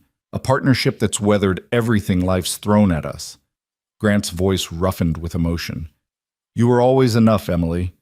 From the moment I saw you on that platform, you were more than enough. Emily kissed him, pouring a decade of love and gratitude into that kiss. Thank you for seeing that when I couldn't see it myself. Thank you for giving me a chance to become who I was meant to be. Thank you for taking it. Thank you for being brave enough to say yes to uncertainty, to risk your heart again after it had been so badly damaged. Grant rested his forehead against hers. You saved me, you know. I was existing, not living. Going through motions because that's what you do. You brought life back to this place. To me. They sat together as the night deepened, talking quietly about their day, about plans for tomorrow, about nothing and everything, the way couples do who've built years of shared history. Rose called out from upstairs, a nightmare probably, and Emily rose to tend to her Grant following because that's what they did. They parented together, ranched together, lived together in ways that made the hard parts manageable and the good parts sweeter. Later, much later, Emily lay in their bed listening to Grant's steady breathing beside her and took inventory of her life. The house by the creek that had started as sketches and become home. The orchard that now produced enough apples to sell at market and still have plenty for pies. The school that had grown from 7 students to 42. The children sleeping down the hall safe and loved and growing into themselves. The ranch that flourished through Grant's careful management and her organizational skills. The community they'd helped build where her students became teachers and business owners and leaders. She thought about the woman who'd stepped off that train a decade ago, desperate, broken, clinging to hope by her fingernails. That woman wouldn't recognize the person Emily had become. That woman couldn't have imagined this abundance, this joy, this sense of purpose that made every morning worth waking up for. Grant stirred beside her, his arm pulling her closer even in sleep, and Emily settled against him with the ease of long practice. This was what security really meant. Not the absence of challenges or struggles, but the presence of someone who'd face them with you. Not wealth or position, but partnership and purpose. Not safety from all harm, but the courage to risk being hurt because the alternative was not living at all. I love you, she whispered into the darkness, knowing he probably couldn't hear but needing to say it anyway. Love you too. Grant mumbled clearly, more awake than she'd thought. Go to sleep, Emily. Morning comes early. It did. Morning came with roosters crowing and children bouncing on the bed, and coffee that needed making and lessons that needed preparing and 1,000 tasks that made up the fabric of their life. Emily rose to meet it the way she always did, with energy and purpose, and the deep satisfaction of someone living exactly the life she was meant to live. At breakfast, Rose announced she wanted to learn to break horses like Tommy did. James declared he was going to be a veterinarian and needed to start studying medicine immediately. Grant proposed expanding into beef cattle now that they had the grazing land. Emily mentioned 3 new students starting at the school who'd need extra help with reading. It was ordinary. It was chaotic. It was perfect. After breakfast, Grant caught Emily's hand as she cleared dishes. Walk with me. They walked to the orchard, now tall enough to provide shade, heavy with fruit, ready for harvest. Grant pulled her down to sit against one of the trees they'd planted together during their first married argument, and they sat watching the morning sun paint the mountains in shades of purple and gold. Do you remember what you said when I asked if you regretted anything? Grant asked. I said no, not one regret. I want to make sure that's still true. 10 years is long enough to know if you got what you hoped for. He turned to face her, his expression serious. Are you happy, Emily? Really, truly happy? Emily looked at her husband. This man who'd saved her when she had nothing, who'd seen her worth when she couldn't see it herself, who'd built her a house and a life and given her room to become whoever she wanted to be. She thought about their children, about her school, about the community they'd helped shape. She thought about the orchard surrounding them and the ranch stretching out beyond it, and the future that held endless possibility. I'm happier than I ever imagined I could be, she said honestly. Not because life is perfect, it's not. Not because we never struggle, we do. But because we built something real together. Because our children are growing up knowing they're loved and capable. Because I found purpose that goes beyond just surviving. Because I found you. She leaned in and kissed him slow and sweet-tasting coffee and promise, and a decade of shared mornings. We found each other exactly when we were meant to. You say I saved you, but grant you saved me first. You gave me a chance when no one else would. You saw potential when all I saw was disaster. You loved me before you even knew me, and you kept loving me as I figured out who I really was. But Grant pulled her close, tucking her against his side the way he'd done 1,000 times before. I'm going to keep loving you for the next 50 years and beyond. That's a promise. I'll hold you to it.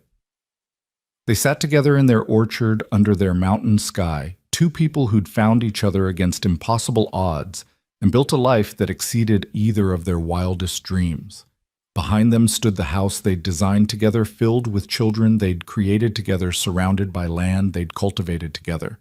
Ahead lay years of work and challenge and growth, but they'd face it the same way they'd faced everything else, as partners, as lovers, as best friends who'd chosen each other completely. Rose and James came running from the house, calling for their parents, full of questions and energy and the glorious chaos of childhood. Grant rose and pulled Emily to her feet, and together they turned to meet their children. Their hands still intertwined after a decade of holding on through everything life had brought them.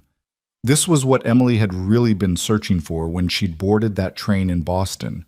Not safety or security in the traditional sense, but this: partnership, purpose. Love that grew stronger with time instead of fading. A place where she belonged not because she had nowhere else to go, but because she'd chosen it and been chosen in return. She'd come west seeking survival and found a life worth living. She'd answered an advertisement for a practical arrangement and discovered passionate love. She'd arrived with nothing but a suitcase and broken dreams, and she'd built a legacy that would outlast them both in the children they'd raised and the students she'd taught in the community they'd helped shape in the ranch that would be here for generations. The cowboy who'd loved her before she ever arrived had given her everything she didn't know she needed. And she'd given him the same in return, a partner who'd stand beside him through fire and storm, who'd challenge him and support him and love him without reservation. Together they'd proved that the best love stories aren't the ones that start with certainty. They're the ones that start with a choice to be brave, to take a chance to risk everything for the possibility of something better. As they walked back to the house with their children chattering around them, Emily looked at Grant and saw her whole world reflected in his smile. And Grant looked at Emily and saw the woman who'd transformed his existence from mere survival into abundant life. They'd found each other exactly when they needed to, exactly when they were meant to. And that timing, that impossible perfect timing, had made all the difference. In the end, love wasn't about grand gestures or dramatic declarations. It was about this morning light on mountains. Children's laughter echoing across a ranch, shared coffee and shared dreams, and the quiet certainty that whatever tomorrow brought, they'd face it together. It was about a mail-order bride who never was, and a cowboy who'd been waiting for her all along. It was about home, not a place, but a person. Not safety from the world, but courage to face it together. It was about Emily and Grant McAllister, whose love story started on a train platform in Colorado and would continue until their last breaths, written not in words, but in the life they'd built together, one choice at a time, one day at a time, one moment of choosing each other over and over again. And that, Emily thought, as she stepped onto the porch of the house where their story had taken root and flourished, was the greatest adventure of all. Not the journey that brought her here, but the journey they'd taken together ever since.